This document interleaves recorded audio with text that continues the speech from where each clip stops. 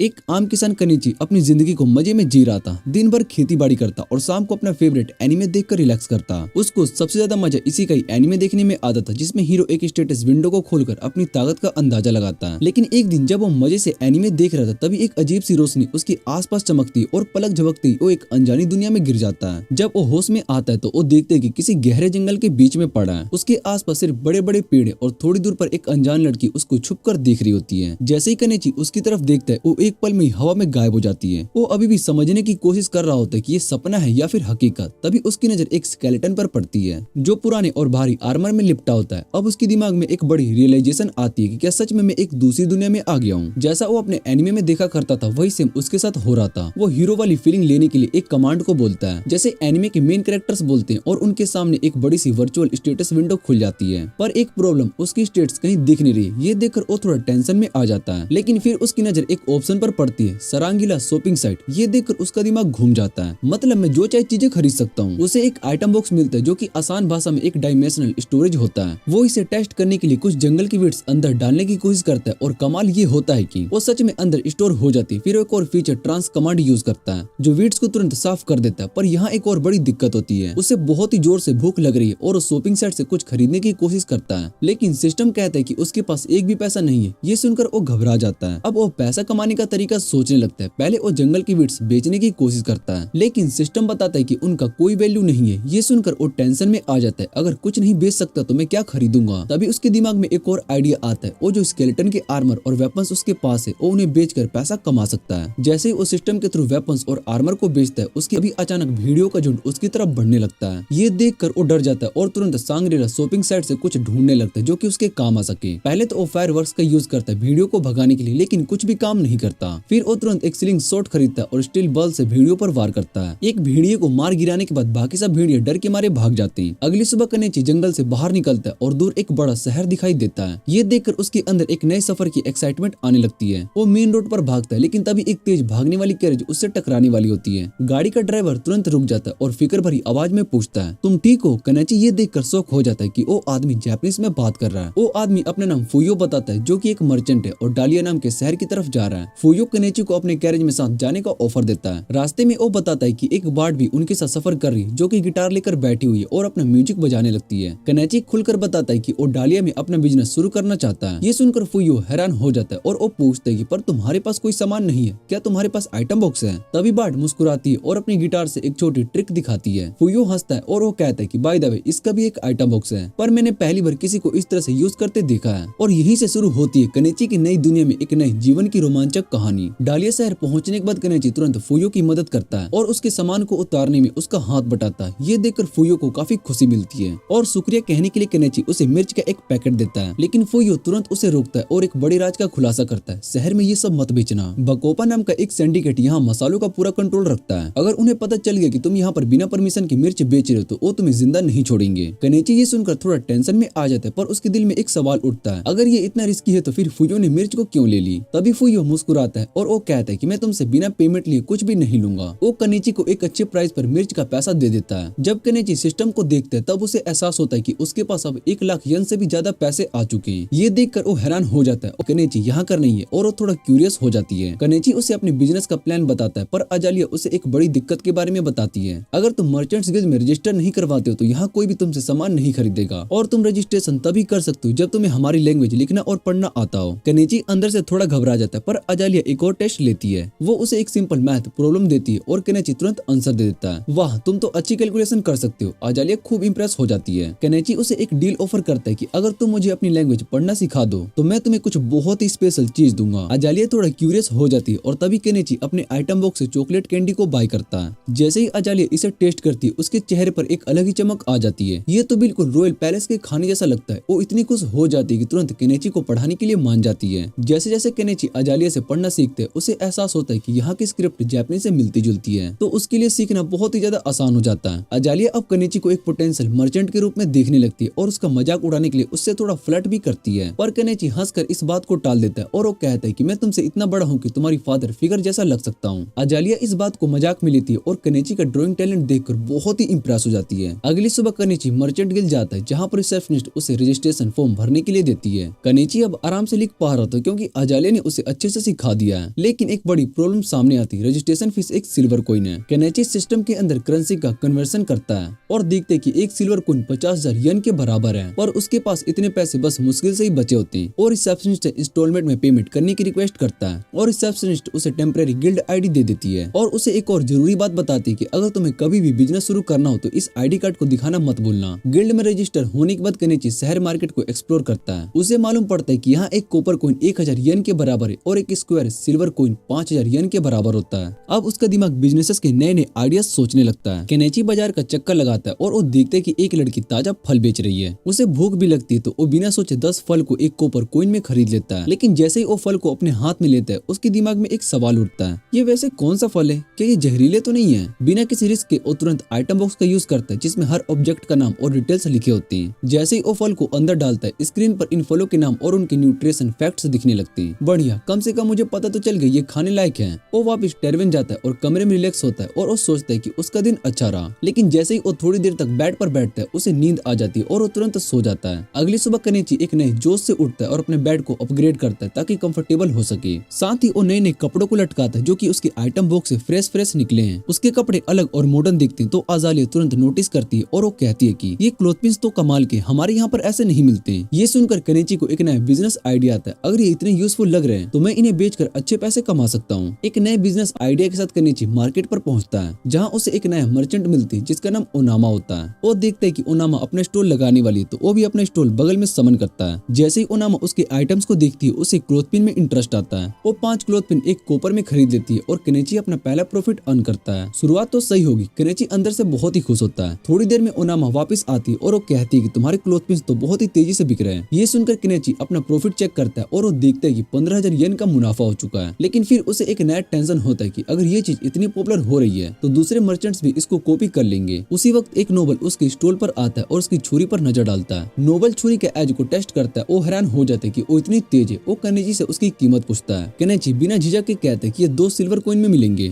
Nobel थोड़ी देर सोचता है और वो पूछता है क्या तुम्हारे पास इससे भी बड़ा कुछ है? केनेची तुरंत अपनी ऑनलाइन शॉपिंग चेक करता है और एक हंटिंग स्वॉर्ड निकालता है। नोबल उसकी क्राफ्ट्समैनशिप को देखकर इंप्रेस हो जाता है, पर जैसे ही केनेची कहता है कि इसकी कीमत 1 गोल्ड है, नोबल थोड़ा कंफ्यूज लगता है। तभी एक कैटगर्ल जो कि एक बीस्ट फोल्क होती है केनेची की तरफ आकर उसे स्मेल करती है। केनेची थोड़ा शॉक हो जाता है और उसके साथ के लोग उसे रोकते हैं। ओनामा हल्की सी हंसी रोकने की कोशिश करती है और वो कहती है कि लगता है कि तुमने पहली बार बीस्ट फोल्क को देखा है। केनेची थोड़ा नॉर्मल होने की कोशिश करता है। तभी एक बीस्ट फोल्क उसके स्टॉल का मैट उठाता है और उसे खरीदने की बात करता है। केनेची अंदर ही अंदर सोचता है कि अच्छा है, इसका स्टॉक मेरे बॉक्स में मैं जितने चाहे बेच सकता हूँ। वो 3 मैट्स का प्राइस 3 कॉपर कॉइन बोलता है, पर बीस्ट फोल्क एक साथ 3 लेने की बात करते हैं। केनेची थोड़ा डिस्काउंट देता है और वो कहता है कि अगर तुम एक साथ 3 मैट्स लोगे तो सिर्फ 8 कॉपर कॉइन देने पड़ेंगे। लेकिन बीस्ट फोल्क कहता है कि उसके पास सिर्फ स्क्वायर सिल्वर है। मायूरी जो कि बीस्ट फोल्क में से ही होती है स्क्वायर सिल्वर कॉइन निकालती है और केनेची को देती है। केनेची थोड़ा स्मार्टली उन्हें समझाता है कि तुम 2 सिल्वर शुरुआत है, अभी असली बिजनेस बाकी है। मार्गरेट जो कि एक ईमानदार नौकरानी है केनेची के क्लॉथ पिन को अपनी मालकिन प्रेमिला को दिखाती है। प्रेमिला इन क्लॉथ पिन की क्वालिटी को देखकर हैरान हो जाती है और तुरंत सोचती है कि अगर इन्हें सही तरीके से बेचा जाए तो ये हमारी कंपनी के फायदे का सौदा हो सकता है। उसका मानना था कि कोई भी मुनाफा कमाने का मौका नहीं छोड़ना चाहिए और इसी वजह से वो अपने पिता को ढूंढने के लिए दौड़ पड़ती है। दूसरी तरफ केनेची रिलैक्स होने के लिए गर्म पानी से स्नान का मजा ले रहा होता है। जैसे ही उसकी नजर ऑनलाइन शॉपिंग पर पड़ती है उसे एक बहुत ही बड़ा ड्रम दिखता है और वो तुरंत सोचता है कि अगर इसे इस्तेमाल किया जाए तो ये एक परफेक्ट हॉट टब बन सकता है। लेकिन फिर उसके दिमाग में एक बड़ा सवाल उठता है, ये आइटम बॉक्स काम कैसे करता है और सबसे जरूरी बात, मुझे इस दुनिया में भेजा क्यों गया। सीन शिफ्ट होता है एक भूखी लड़की एनी मोर पर जो कि जंगल में अकेली बैठी है और वो एक कबूतर का शिकार करके उसे खा रही होती है। उसका सपना बस इतना सा होता है कि एक दिन वो अपनी भूख मिटाने जितना खाना खा सके। लेकिन तभी उसके कान में कुछ लोगों की आवाजें लगती जो कि उसे ढूंढ रहे होते हैं। डरते हुए वो तुरंत भाग जाती है क्योंकि वो नहीं चाहती कि उसकी आजादी छीन ली जाए। अगली सुबह केनेची सिर्फ क्लॉथ पिन्स नहीं बल्कि ज्वेलरी भी बेचना शुरू करता है। ओनामा जो कि उसके बिजनेस की तरक्की से हैरान हो रही होती है उससे पूछती है कि तुम्हारा सप्लायर कौन है, तुम एकदम नए हो फिर भी तुम इतनी यूनिक चीजें ला रहे हो। केनेची मुस्कुराकर कहते हैं कि ये एक ट्रेड सीक्रेट है, अगर सब जान लेंगे तो मेरा मैजिक कैसे चलेगा। थोड़ी देर के बाद मार्गरेट वापस आती है और एक साथ 100 क्लॉथ पिन्स को खरीद लेती है। ये कह करके उसके पास पूरा पेमेंट है। तभी उसकी नजर केनेची की बेच रही ज्वेलरी पर पड़ती है और वो सोचती है कि ये तो असली हीरे जैसा लग रहा है। लेकिन केनेची हंसकर बता देता है कि अरे नहीं, ये तो बस चमकीला पुलिस किया हुआ गिलास है, अगर चाहो तो सिर्फ 6 स्क्वायर सिल्वर में ले सकती हो। मार्गरेट इतनी सस्ती कीमत सुनकर हैरान हो जाती है और उसके लिए रखने को कहकर चली जाती है। उसी दिन मयूरी और उसके बीस्ट फोल्क दोस्त वहाँ ग्रुप पर केनेची के पास आते हैं। जैसे ही मयूरी केनेची के पास पहुँचती और फिर उसकी खुशबू लेती है और वो कहती है कि हाँ इसके पास स्पाइसेस है। ये सुनकर बीस्ट फोल्क एकदम एक्साइटेड हो जाते हैं और उसे मसाज मसाले बेचने के लिए कहने लगते हैं, लेकिन ओनामा उन्हें तुरंत रोक देती है और वो बताती है कि अगर वोकाबा को पता चल गया कि कनेची ने मसाले बेचने की कोशिश की है तो उसे बहुत ही बड़ा नुकसान पहुंचा सकता है। कनेची उसकी डिस्परेट शक्ल देखकर सोचने लगता है, ये लोग इन स्पाइसेस के लिए इतने पागल क्यों हो रहे हैं। तभी एक बीस्टफुल जज्बाती आवाज में कहता है कि ये मसाले हमारे आत्मा का हिस्सा है, इनके बिना हमारी रूह अधूरी है। कनेची थोड़ी देर सोचता है और फिर एक बढ़िया प्लान बनाता है। कहता है कि अगर मैं बेच नहीं सकता हूँ तो क्या मैं तुम सबके लिए खाना बना सकता हूँ। ये सुनकर पूरे बीस्टफुल खुशी से उछल पड़ते हैं। ओनामा भी चुप चुप कर मुस्कुराती है और वो कहती है कि मैं भी देखना चाहती हूँ कि तुम क्या बनाते हो। रात को कनेची एक परफेक्ट फीस्ट बनाने के काम में लग जाता है। वो ओनामा से सब्जियां काटने में मदद मांगता है, पर वो थोड़ी कंफ्यूज होती है और वो कहती है कि ये सब्जियां तो अजीब ही लग रही है। कनेची मुस्कुराता है और कहते हैं कि एक अलग देश की सब्जी है, बस स्वाद का इंतजार करो। फिर वो अपनी एक सीक्रेट इंग्रेडिएंट निकालता है, करी पाउडर। जैसे ही स्वादिष्ट खुशबू हवा में फैलती है, बीस्टफुल बेचैन हो जाते हैं और जैसे ही पहला निवाला मुंह में डालते हैं एकदम शॉक्ड हो जाते हैं। ये तो जादू है, बीस्टफुल मुस्कुराते हुए कहते हैं। ओनामा हंसकर कहती है कि तुम सब तो ऐसे रिएक्ट कर रहे हो जैसे कि कोई राजकुमारी की सिल्वर चम्मच से खाना खा रहे हो। कनेची अंदर ही अंदर सोचता है कि हाँ, अगर इन्हें पता चल गया कि ये स्टेनलेस स्टील है तो शायद से इनका रिएक्शन और भी ज्यादा शॉकिंग होगा। बीस्टफुल खुश होकर मांगते उन्हें पीने के लिए कुछ दिया जाए। कनेची अपने शॉप से शानदार शराब निकालता है और सब मिलकर मजे से पार्टी करते हैं। ओनामा उसे देखकर एक बात कहती है, तुम इनके साथ इतने अच्छे क्यों हो। कनेची मुस्कुराकर कहता है कि कभी कभी हमें अपने दुखों को भूलकर एंजॉय करना चाहिए खूब मजे से। पार्टी के बाद बीस्टफुल थोड़ा रिलैक्स होना चाहते हैं और स्नान करने लगते हैं। कनेची उन्हें एक बार सोप देता है और वो कहता है कि इसे यूज करो, तुम खुद को एकदम फ्रेश महसूस करोगे। सब एकदम मजा लेने लगते हैं और धीरे धीरे सोने लगते हैं। रात को मयूरी धीरे से कनेची के पास आती है और उसके साथ सो जाती है। अगली सुबह जैसे ही कनेची टैरवेन में वापस आता है, एजालिया उसे देखकर हैरान हो जाती है और वो पूछती है तुम रात भर अपने कमरे में क्यों नहीं थे। कनेची थोड़ा मुस्कुराता है और कैजुअली कहता है कि मैं रात भर बीस्टफुल के साथ एंजॉय कर रहा था और एक याद भरी शांति थी। अजालिया थोड़ी परेशान लग रही होती है और वो सोचती है कहीं कनेची को मयूरी मेरे से ज्यादा पसंद तो नहीं है। उसका शक और भी बढ़ जाता है जब वो देखती है कि कनेची के कपड़ों पर मयूरी के सॉफ्ट फर लगे। थोड़ा चिढ़ जाती है और उसे इग्नोर करना शुरू कर देती है। कनेची अंदर ही अंदर कंफ्यूज होता है, क्या अजालिया मुझसे नाराज है या फिर मैं बस ज्यादा सोच रहा हूँ। लेकिन फिर उसको खुद को समझ आता है कि चलो कोई बात नहीं, अजालिया के बिना भी मैं अपनी लाइफ को एंजॉय कर सकता हूँ। वो अपनी शॉप को खोलता है और कस्टमर से डील करने लगता है। जब मार्गरेट अपनी मालकिन प्रीमूला के साथ शॉप पर आती है, कनेची जैसे ही प्रीमूला को देखते उसकी खूबसूरती से चकित रह जाता है। वाह, ये तो कोई रॉयल फैमिली की प्रिंसेस लगती है। लेकिन वो अपने एक्सप्रेशन को छुपा लेता है और मार्गरेट से पूछता है कि जो आइटम मैंने तुम्हारे लिए रखा था क्या तुम उसे खरीदोगी। मार्गरेट तुरंत पेमेंट करती और वो आइटम प्रीमूला को दिखाती है। प्रीमूला उस आइटम को देखकर हैरान हो जाती है, ये कैसे हो सकता है, ये सिर्फ गिलास का बना है पर असली हीरे जैसा लग रहा है। वो कनेची के ज्वेलरी कलेक्शन को ध्यान से देखने लगती है और उसे और प्रोडक्ट्स दिखाने के लिए कहती है। कनेची अपनी पेंडेंट्स को दिखाता है और तभी प्रीमूला समझ जाती है कि उसके पास एक आइटम बॉक्स है। वो सीरियसली कहती है कि मुझे तुमसे जरूरी बात करनी है। फिर वो अपनी असली पहचान बताती है कि मैं मिलाव ट्रेडिंग कंपनी से हूँ और मुझे तुमसे अपने पिता से मिलवाना है जो हमारी कंपनी के मालिक है। ओनामा ये सुनकर एक्साइटेड हो जाती है और कनेची से कहती है कि ये डालिया का सबसे बड़ा ट्रेडिंग बिजनेस है, अगर तुमसे ये बात करना चाहते हैं तो तुम्हारे लिए ये एक बहुत ही बड़ा मौका हो सकता है। कनेची थोड़ा सोचता है और फिर कहता है कि ठीक है चलो मिलते हैं। कनेची प्रीमूला के साथ शानदार कैरेज में बैठ जाता है और अंदर से बहुत ही एक्साइटेड होता है और थोड़ा घबराया भी होता है। ये मेरा पहला एक्सपीरियंस है किसी इतनी रॉयल गाड़ी में बैठने का। लेकिन प्रीमूला बस हंसकर कहती है कि मैं नोबल हूँ, बस एक सक्सेसफुल मर्चेंट की बेटी। फिर वो बताते कि उसने कनेची का प्रोडक्ट को कॉपी करवाने की कोशिश की थी पर कोई भी क्राफ्टमैन उसका सही से डुप्लीकेट नहीं बना सका। हमें एडवांस टूल और टेक्नोलॉजी चाहिए जो कि इस लेवल की क्राफ्टमैनशिप बना सके, प्रीमूला हैरानी से कहती है। थोड़ी देर के बाद वो अपने घर पर पहुंचते एक शानदार और बड़े मेंशन के सामने। मेलो जो कि एक एक्सपीरियंस ट्रेडर है कनेची का स्वागत करता है और उसके प्रोडक्ट को ध्यान से चेक करता है। फिर प्रीमूला बताती है कि कनेची के पास एक आइटम बॉक्स है और मेलो हंसकर कहता है कि अच्छा तो तुम्हारे पास भी शानदार पावर है, मैं भी इसका इस्तेमाल करके अपनी कंपनी बिल्ड कर सका। फिर मेलो एक डायरेक्ट ऑफर करता है, तुम हमारे एक्सक्लूसिव सप्लायर बन जाओ। कनेची अंदर ही अंदर सोचने लगता है कि अगर इन्हें बस मेरे आइटम्स चाहिए होते तो ये डायरेक्ट रीसेल कर सकते थे, फिर ये मुझे सप्लायर क्यों बनाना चाहते हैं। मिलाओ उसका डाउट समझ जाता है और उसे समझाता है कि हमें तुम्हारे साथ डायरेक्ट काम करना है ताकि दूसरी राइवल कंपनी तुमसे एक्सक्लूसिविटी कॉन्ट्रैक्ट ना कर सके। फिर वो कनेची को एक पावरफुल बिजनेस डील ऑफर करता है 50% शेयरिंग का। कनेची इतनी बड़ी अपॉर्चुनिटी देखकर बिना सोचे एग्री कर लेता है। 50% प्रॉफिट शेयर, ये तो एक गोल्ड माइन है। कनेची उन्हें अपने पहले बैच आइटम दे देता है और प्रीमूला एक आइटम पसंद कर लेती है। इसकी कीमत क्या है वो पूछती है, लेकिन कनेची थोड़ा सोचता है और वो कहता है कि 10 गोल्ड कॉइन और बिना किसी झिझक के प्रीमूला तुरंत पेमेंट करती है। 10 गोल्ड, ये तो 2 मिलियन येन के बराबर है। कनेची अंदर ही अंदर सोचता है। इसके बाद कनेची की ऑनलाइन बैलेंस रांगलिया पर 8 डिजिट तक पहुंच जाती है। वो खुश होता है पर एक और बड़ा सपना उसके दिमाग में आता है, अब मुझे अपना स्लो लाइफ फार्म सेटअप शुरू कर देना चाहिए। कनेची फॉरेस्ट की तरफ चल पड़ता है और अपनी फार्मिंग लैंड बनाने का काम शुरू करता है। उसे याद आता है कि अजालिया ने उसे एक बार वार्न किया था कि जंगल बहुत ही डेंजरस होते हैं, लेकिन वो मुस्कुराकर सोचते कि मुझे कोई दिक्कत नहीं होगी, मैं सिटी वॉल्स के पास ही रहूंगा ताकि कोई डेंजर ना हो। वो एक ग्रास कटर निकालता है और धीरे से पूरा एरिया क्लीन करने लगता है। वाह, ये कितनी जल्दी काम करता है। वो खुश होता है, तभी उसकी नजर बड़े बड़े पेड़ों पर जाती आती है। इन्हें हटाने के लिए मुझे कुछ और पावरफुल चाहिए। फिर वो अपना चेंसो निकालता और एक पेड़ को काटना शुरू कर देता है। एक के बाद एक सब पेड़ गिराने लगता है, लेकिन तभी एक मेसी पुराना और बहुत ही बड़ा पेड़ उसके सामने आ जाता है। केनेची चेंसो लगाता है पर पेड़ इतना हार्ड होता है कि वो कटने का नाम ही नहीं लेता। यहाँ तक आकर रुकने नहीं चाहता हूँ, पर अब मैं क्या करूँ। केनेची बड़े पेड़ को गिराने के लिए एक नया तरीका सोचता है। उसका चेंसो इस मेसी पेड़ को नहीं काट सकता, तो वो एक स्लेज हैमर और एक वेज का यूज करता है। अगर चेंसो नहीं चलेगा तो मैं फोर्स का यूज करूंगा। वो अपनी पूरी तरह से स्लेज हैमर चलाता है और धीरे धीरे वेज पेड़ के अंदर घुसने लगती है। एक जोर का अटैक आता है और पेड़ धीरे धीरे झुकने लगता है। एक और जोर से अटैक के बाद पेड़ धड़ से नीचे गिर जाता है। केनेची खुश होता है, लेकिन जब वो लोग्स को अपने आइटम बॉक्स में रखने की कोशिश करता है तो पता चलता है कि वो अंदर से फिट नहीं हो रहे। केनेची सोचता है कि अब क्या करे। फिर वो डिसाइड करता है कि लोग्स को छोटे छोटे टुकड़ों में काटना पड़ेगा। वो अपना चेंसो फिर से यूज करता है और धीरे धीरे लोग्स को छोटे छोटे पीसेस में डिवाइड कर देता है। जब वो छोटी छोटी साइज में काट लेता है तब जाकर आइटम बॉक्स उन्हें स्टोर कर पाता है। समझ गया, आइटम बॉक्स में सिर्फ 10 मीटर की छोटी चीजें स्टोर हो सकती है। ये एक इंपॉर्टेंट डिस्कवरी होती है जो आगे जाकर काम आएगी। लेकिन अब रात होने वाली थी और केनेची डिसाइड करता है कि बस आज का काम यहीं पर खत्म। सुबह फ्रेशिंग दिमाग से काम करना बेहतर होगा। अगली सुबह केनेची पेड़ की जड़ों को निकालने का काम शुरू करता है, लेकिन जैसे ही वो कुछ पेड़ को उखाड़ता है उसे लगता है कि ये काम हजारों घंटे ले सकता है, ये कभी खत्म ही नहीं होगा। तभी एक आइडिया आता है, क्यों ना एक एक्सीवेटर खरीद लूं। वो अपनी ऑनलाइन शॉप को चेक करता है और एक यूज्ड एक्सीवेटर मिल जाता है, परफेक्ट। लेकिन जब वो उसका प्राइस देखता है तो शॉक हो जाता है, 1 मिलियन येन। अरे ये तो बहुत ही महंगा है। लेकिन वो सोचता है कि ये मेरे काम आएगा तो इन्वेस्ट ही समझ लेता हूँ, और वो एक्सीवेटर खरीद लेता है। एक और प्रॉब्लम, डीजल कहाँ से लाऊं। और वो एक्सीवेटर खरीद लेता है, पर एक और प्रॉब्लम आती है कि वो डीजल कहाँ से लाएगा। एक्सीवेटर लाने के बाद नई दिक्कत ये होती है कि डीजल पे ये चलता है। केनेची ऑनलाइन शॉप चेक करता है, लेकिन वहाँ पर डीजल अवेलेबल नहीं होता। अब मैं क्या करूँ। तभी एक और आइडिया आता है कि क्या केरोसिन काम करेगा। वो एक लैंप ऑयल बोतल चेक करता है जिसमें केरोसिन होता है। ये एक्सपेंसिव है, पर अगर चल गया तो प्रॉब्लम सोल्व हो जाएगी। लेकिन पहले टेस्ट करना जरूरी है। केनेची एक डीजल जनरेटर लेता है और उस पर केरोसिन डालकर टेस्ट करता है। अगर ये चल गया तो एक्सीवेटर भी चल सकता है। वो मशीन को स्टार्ट करता है और जनरेटर चलने लगता है, मतलब ये एक्सीवेटर भी काम करेगा।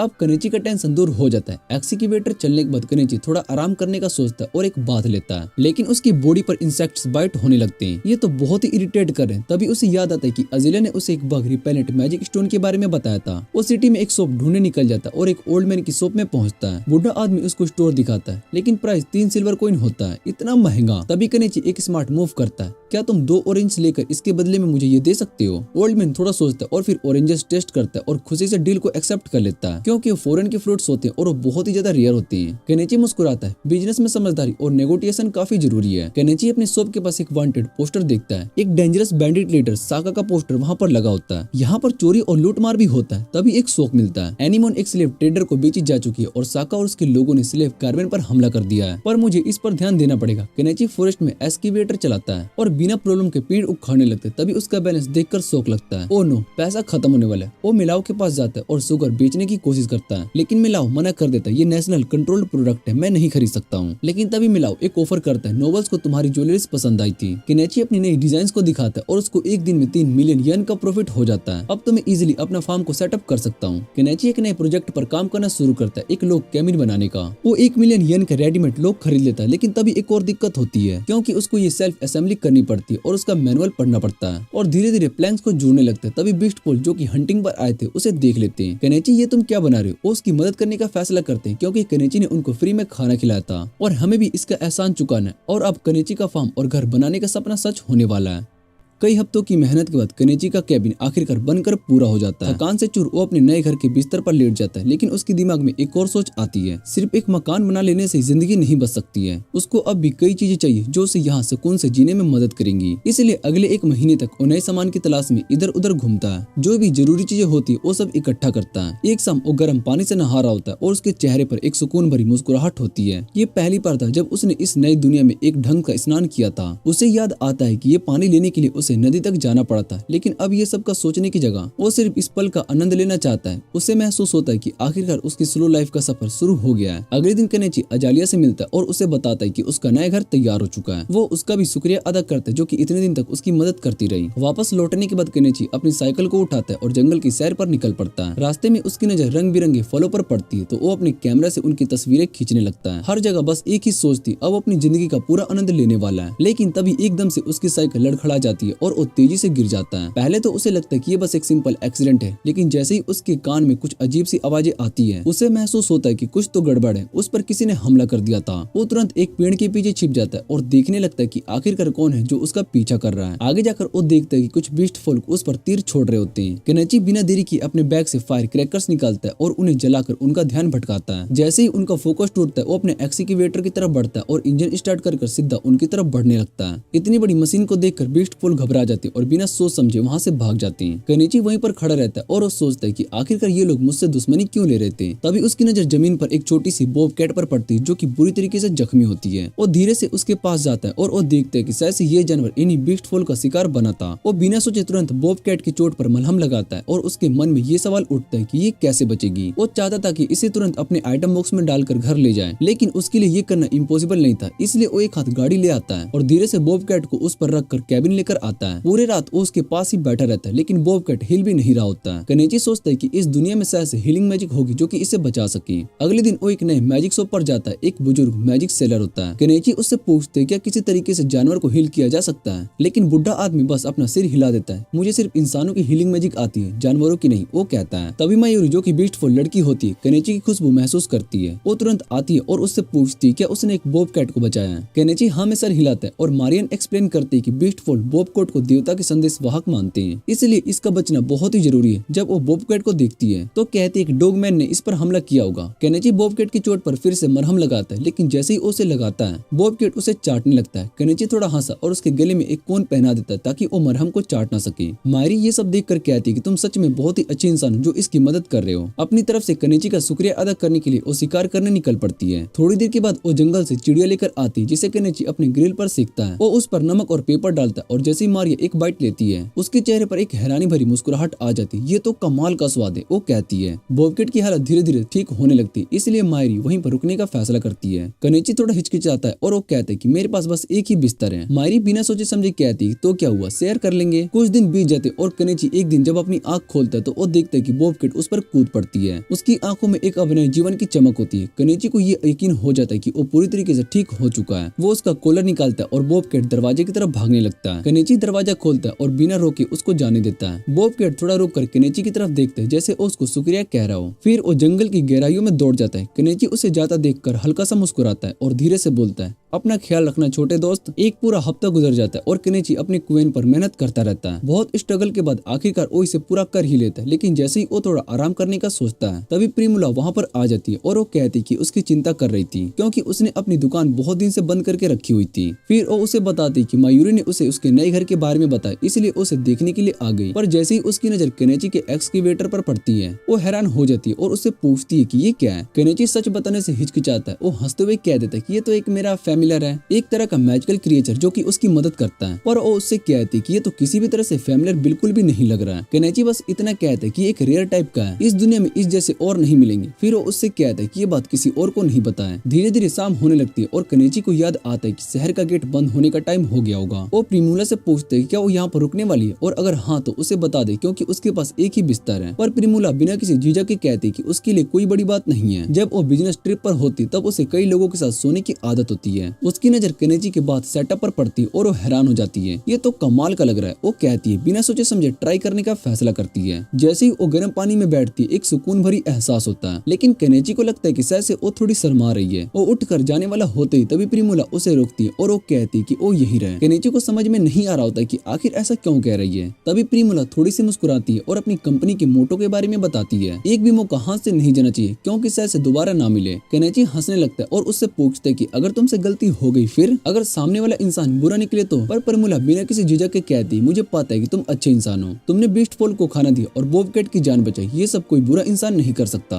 थोड़ी देर बाद केनेची उसे एक बात रोक देता है जो पहनते ही प्रिमुला सरप्राइज हो जाती है। ये तो बहुत ही कंफर्टेबल है, क्या तुम इसे बेच सकती हो, वो पूछती है। केनेची थोड़ा सोचता है और वो कहता है कि मैं इसे लिमिटेड क्वांटिटी में दे सकता हूँ। बाद में वो एक नाइट गाउन ट्राई करती है और हंसकर कहती है कि तुम्हारे पास तो ऐसे प्रोडक्ट्स हैं जो कि तुम्हें राजा के सबसे बड़े व्यापारी बना सकते हैं। पर केनेची थोड़ा सीरियस हो जाता है और वो कहता है है कि मुझे किसी भी नोबल का ध्यान नहीं खींचना है, अगर वो मेरे पीछे पड़ गए तो मेरी शांति भंग हो जाएगी। प्रीमूला उसका पॉइंट समझ जाती है और वो वादा करती है कि वो किसी को नहीं बताएगी कि केनेची मिलाओ ट्रेडिंग कंपनी का सप्लायर है। थोड़ी देर के बाद केनेची उसका एक स्केच बनाता है और उसे देता है। प्रीमूला उसे देखकर हैरान हो जाती है, ये तो बहुत ही सुंदर है। केनेची मुस्कुराता है और वो कहता है ये तुम्हारे लिए। रात को दोनों अलग अलग बिस्तर पर सो रहे होते हैं, पर सोने से पहले प्रीमूला केनेची से बात करने की कोशिश करती है, पर केनेची थकान के मारे सीधा सो जाता है बिना कोई जवाब दिए। सीन कट होता है और हम सागा के ग्रुप को देखते हैं। एनिमोन उसके लिए एक ड्रिंक डाल रही होती, तभी एक बैंडिट उसे धक्का देकर नीचे गिरा देता है और सागा को सिक्के से भरी एक थैली देता है। जैसे ही सागा उस थैली को खोलता है, उसके अंदर चिट्ठी होती है। वो उसे पढ़ता है और समझ जाता है कि उन्हें एक नया काम मिला है। फिर वापस केनेची के सीन पर आता है। वो मालो का मेंशन की तरफ जा रहा होता है, क्योंकि उसे लगता है कि प्रीमूला के यहाँ रात गुजारने की बात सुनकर मालो नाराज होगा। पर जैसे ही वो वहाँ पर पहुँचता है, मैलो उसका शुक्रिया अदा करता है कि उसने प्रीमूला का ध्यान रखा। केनेची ये सुनकर चौंक जाता है, क्योंकि उसे लगता है कि मैलो बहुत ही पोजेसिव होगा। मैलो उस बाथरोब को देखता है जो केनेची ने प्रीमूला को दिया था। वो उसे हाथ में लेकर देखता है और वो कहता है कि ये काफी अच्छा है। तभी केनेची एक और आइटम निकालता है जो कि लॉन्जरी होता है। वो थोड़ा मजाक में कहता है ये लड़कियों के लिए जो कि अपने पार्टनर्स को अट्रैक्ट करना चाहती हैं। मेलाओ उसे देखकर एक सेकंड के लिए सोचता है और बस अपना सर हिला देता है, मुझे तो नहीं लगता है कि इसकी जरूरत है। केनेची बस हल्का सा हंसता है और वो सोचता है कि चलो एक और चीज बेचने का आइडिया आया। मार्गरेट एक बड़ा सा लेजर रूम में लेकर आती है और मेलो कहता है कि उसे अपने पुराने रिकॉर्ड्स दोबारा से लिखने पड़ेंगे। वो बताता है कि एम्पायर में एक नया सिस्टम इन्वेंट हुआ जिसे डबल एंट्री बुक कीपिंग कहते हैं। केनेची ये सुनकर सोचता है कि यहाँ पर लोग अकाउंटिंग में भी अपने नए तरीके अपना रहे हैं। फिर मेलो एक और नया प्रोडक्ट दिखाता है और जैसे ही केनेची उस पर नजर डालता है, वो तुरंत समझ जाता है कि ये एक पिक्चर पंप है। मेलो बताता है कि ये भी एम्पायर में नया नया इन्वेंट हुआ है। ये सुनकर केनेची के मन में एक अजीब सी बात आती है, क्या कोई और भी है जो इस दुनिया में उसकी तरह आ चुका है। मेलो और मार्गरेट पंप को देखकर काफी इंप्रेस लग रहे होते हैं, पर केनेची उन्हें एक और चीज दिखाता है, एक व्हीकल का ब्लूप्रिंट जिसे वो ड्रेसिंग कहता है। मेलो और मार्गरेट इसे देखकर हंसने लगते हैं और उन्हें लगता है कि ये डिजाइन बहुत ही अजीब है और वो काम नहीं करेगा। केनेची बस उनकी हंसी को सुनकर सोचता है इन लोगों को नए आइडियाज पर भरोसा करना अब ये भी मुश्किल लगता है। उसी समय प्रीमूला केनेची के घर पर बात ले रही होती है। वो बताते हैं कि उसे एक नए बिजनेस ट्रिप पर जाना है और इस वजह से वो 1 महीने तक नहीं मिल पाएंगे। केनेची ये सुनकर बस सर हिलाता है, पर फिर वो एक और बात कहती है। वो केनेची से लंजरी खरीदना चाहती है। केनेची सुनकर हंसने लगता है और मजाक में पूछते हैं क्या किसी को अट्रैक्ट करने का प्लान है, पर प्रीमूला बिल्कुल सीरियस हो जाती है। वो कहती है हाँ एक इंसान है जो मुझे पसंद करता है। पर प्रीमूला बिल्कुल सीरियस हो जाती है। वो कहती है हाँ एक इंसान है जो मुझे पसंद है। केनेची इसे सुनकर थोड़ा चौंक जाता है, पर उसका चौंकना तब बढ़ जाता है जब उसका नाम लेती है तुम। केनेची थोड़ा अनकंफर्टेबल फील करता है और वो कहता है कि तुम्हें मुझसे प्यार नहीं करना चाहिए, मैं तुमसे काफी बड़ा हूँ। फिर प्रीमूला मुस्कुराकर कहती तो क्या हुआ, तुम बहुत ही अच्छे इंसान हो, मेरे पिताजी को भी कोई ऐतराज नहीं है। केनेची उसकी बात सुनकर सिर्फ एक लंबी सांस लेता है और कहता है कि वो इस बारे में बात नहीं करना चाहता है। प्रीमूला बिना किसी टेंशन के कहती है ठीक है, पर आज मैं तुम्हारे साथ सोऊंगी। केनेची उसे रोकता है पर उसकी बात नहीं मानती और दोनों एक ही बिस्तर पर शेयर कर लेते हैं। केनेची सोचता है कि ये लड़की आखिर मुझसे इतना इंटरेस्टेड क्यों है। अगले दिन प्रीमूला शहर वापस चली जाती है और केनेची अपने काम पर लग जाता है। पर तभी एक और नोबल उससे मिलने आता है और अपने आप को नोर्स स्पेल द नाइट के नाम से इंट्रोड्यूस करवाता है। वो कहता है कि उसे पता चला है कि केनेची अब जंगल में रह रहा है। पर फिर नोर्स एक और सवाल पूछता है। वो केनेची के घर पर लगे सोलर पैनल के बारे में पूछता है। केनेची तुरंत अलर्ट हो जाता है और वो कहता है कि एक मैजिक आर्टिफैक्ट है। वो उससे विनती करता है कि ये बात किसी और को ना बताए। इसके जवाब में नोर्स स्पेल उसे 3 स्टील इंगोट्स देता है और उसे कहता है कि इसे किसी अच्छे ब्लैक स्मिथ के पास ले जाओ और एक नए वेपन का फॉर्जिंग करवा लो। केनेची ये देखकर हैरान हो जाता है। नोर्स स्पेल फिर से एक नया जवाब बताता है। एम्पायर में एक नया मेज आया जो कि बिल्कुल अलग टाइप से स्पेल यूज करता है। वो बताता है कि उस मेज ने मेयोनीज का यूज करके उस ड्रैगन को हरा दिया। केनेची ये सुनकर पहले तो हंसने लगता है, फिर सोचते हैं कि ये भी किसी और दुनिया से आया है जैसे कि मैं। 1 महीने के बाद पूरा शहर मेलोए कंपनी के कार्वेन का इंतजार कर रहा होता है, पर जैसे ही वो लोग आने लगते सबको समझ में आता है कि कुछ गड़बड़ हो गया। कार्वेन पर बैंडिट्स ने हमला कर दिया और एक बड़ी खबर मिलती है, प्रीमूला को किडनैप कर लिया गया। मेलो तुरंत एडवेंचर से गुजारिश करता है वो उसकी बेटी को बचा ले, पर किसी में भी हिम्मत नहीं होती है क्योंकि सागा के पास 50 बैंडिट्स का ग्रुप होता है। एक विलेजर कहता है कि नाइट्स इसे बचा लेंगे, पर फिर वो बताता है कि नाइट्स को प्रिपेयर होने में कुछ दिन लगेंगे। मालो और पूरा शहर टेंशन में आ जाता है क्योंकि अगर प्रीमूला को कुछ भी हो गया तो मेलो ट्रेडिंग कंपनी फिर से बुरी हालत हो सकती है। दूसरी तरफ प्रीमूला बैंडिट्स के बेस में होती है और वो सोच रही होती है कि अब उसके साथ क्या होने वाला है। सागा प्रीमूला की तरफ देखकर मुस्कुराता है और उसे ये देखकर हैरानी होती है कि प्रीमूला डर नहीं रही है। वो उसे कहता है तुम तो काफी हिम्मत वाली हो, लेकिन इसका कोई फायदा नहीं होगा, तुम बहुत ही खूबसूरत हो इसलिए तुम्हें बेच दिया जाएगा। दूसरी तरफ मालो घुटने के बल गिरकर केनेची से गुजारिश करता है कृपया करके प्रीमूला को बचा लो। केनेची उसकी बात सुनकर सोचने लगता है। उसे वो पल याद आते जो प्रीमूला के साथ वो बिताया था। एक गहरी सांस लेता है और वो कहता है मैं जो कर सकता हूँ वो करूंगा, लेकिन उसे तुरंत ही एहसास होता है कि उसने एक बहुत ही बड़ी बात कह दी है। मैं लड़ना भी नहीं जानता हूँ, ये तो एक पागलपन है, पर अगर मैंने नहीं किया तो कौन करेगा। वो मालो से कहता है कि मुझे इस मिशन के लिए तैयारी करनी पड़ेगी और मुझे पैसे भी चाहिए। मालो बिना सोचे समझे उसे 50 गोल्ड कॉइन दे देता है। मालो बताता है कि सागा का अड्डा एक पुराने कैसल के खंडर में है जो यहाँ से 50 किलोमीटर दूर है। केनेची सोचते है कि मुझे वहाँ वहाँ तक पहुँचने के लिए एक तेज और सुरक्षित राइड चाहिए। वो सबको पीछे हटने के लिए कहता है मैं समन मैजिक का यूज करने वाला हूँ और बिना किसी और एक्सप्लेनेशन के वो 2 मिलियन येन का एक ट्रक खरीदता है। सब ये देखकर हैरान रह जाते हैं। वो सबको समझाता है कि चिंता मत करो, मैं इस पर पूरा कंट्रोल रख सकता हूँ। अब बड़ी दिक्कत है कि सागा के बंदे 50 से भी ज्यादा होते हैं और कनिची अकेला इतनी बड़ी सेना का सामना नहीं कर सकता। वो सबको देखता है और पूछते है क्या कोई यहाँ पर है जो मेरे साथ लड़ने के लिए तैयार हो? मैं तुम सबको हथियार दूंगा। याद रखो सागा के सर पर एक बाउंटी है, जो उसे हरा देगा वो अमीर हो सकता है। लेकिन डर के मारे कोई भी आगे नहीं आता। तभी अचानक बॉब कैट आगे बढ़कर केनेची के साथ मिल जाता है। इसके तुरंत बाद मायूरी बीस्ट फॉल के साथ आती है और वो कहती है हम तुम्हारे साथ लड़ेंगे। केनेची उनके लिए हथियार लाता है। वो मायूरी को एक कंपाउंड बो देता है और वो हैरान रह जाती है और कहती है मैंने ऐसा कुछ पहले नहीं देखा। बीस्ट फॉल नए तलवारों को टेस्ट करने लगते हैं और वो हैरान हो जाते हैं कि ये नई तलवार इतनी मजबूत और तेज है। इसके तुरंत बाद नोर्स स्पेल भी आगे बढ़ता है और अपनी नई तलवार उल्फ फैंग को निकालता है और कहता है ये वही स्टील इंगोट से बने जो तुमने मुझे दिए थे। अब देखते हैं कि ये कितनी शक्तिशाली है। केनेची समझ जाता है कि नोर्स स्पेल भी बैंडेज से लड़ने के लिए तैयार है। फिर एक और चीज होती है, वही पुराना शॉपकीपर जो हमेशा उससे बेकार बातें करता था आगे आता है। वो अपना हाथ उठाता है और देखते देखते आग की शक्ति उसके हाथों से निकलती है। केनेची हैरान हो जाता है और वो कहता है तुम तो एक मेज निकले। वो हंसकर कहता है हाँ पर मैं रिटायर हो चुका हूँ, लेकिन बैंडेज से लड़ने के लिए अभी भी तैयार हूँ। दूसरी तरफ ओनामा भी आगे आती है और वो कहती है कि मुझे भी साथ ले चलो, मैं भी तुम सबके लिए खाना बनाऊंगी और अगर हालत खराब हुई तो मैं भाग जाऊंगी। केनेची उसकी बात मान लेता है, लेकिन अब भी गांव के ज्यादा लोग डर के मारे पीछे हट जाते हैं। उन्हें लगता है कि ये मिशन एक सुसाइड मिशन है। मालो लड़ना चाहता था पर केनेची उसे मना कर देता है। तुम पहले अपनी चोटों का इलाज करवाओ, मैं वादा करता हूँ कि परमुला को वापस जरूर लेकर आऊंगा। उसके बाद केनेची एडवेंचरस गिल्ड में जाता है और सागा को हराने का क्वेस्ट को एक्सेप्ट करता है और उसके बाद वो अपनी टीम के साथ ट्रक में बैठ जाता है और बैंडिट्स के अड्डे की तरफ निकल पड़ता है। गाँव वाले सिर्फ उन्हें दूर से देख रहे होते हैं और वो सोचते हैं कि ये लोग कितने कम है, इनका जितना लगभग नामुमकिन है। दूसरी तरफ बैंडिट्स के अड्डे में प्रिमुला अब भी बंधी होती है। एनिमन उसके पास प्लेट में खाना लेकर आती पर प्रिमुला प्लेट उसके सामने ढकेल देती है और कहती है कि तुम्हें भी भूख लगी होगी, तुम ही खा लो।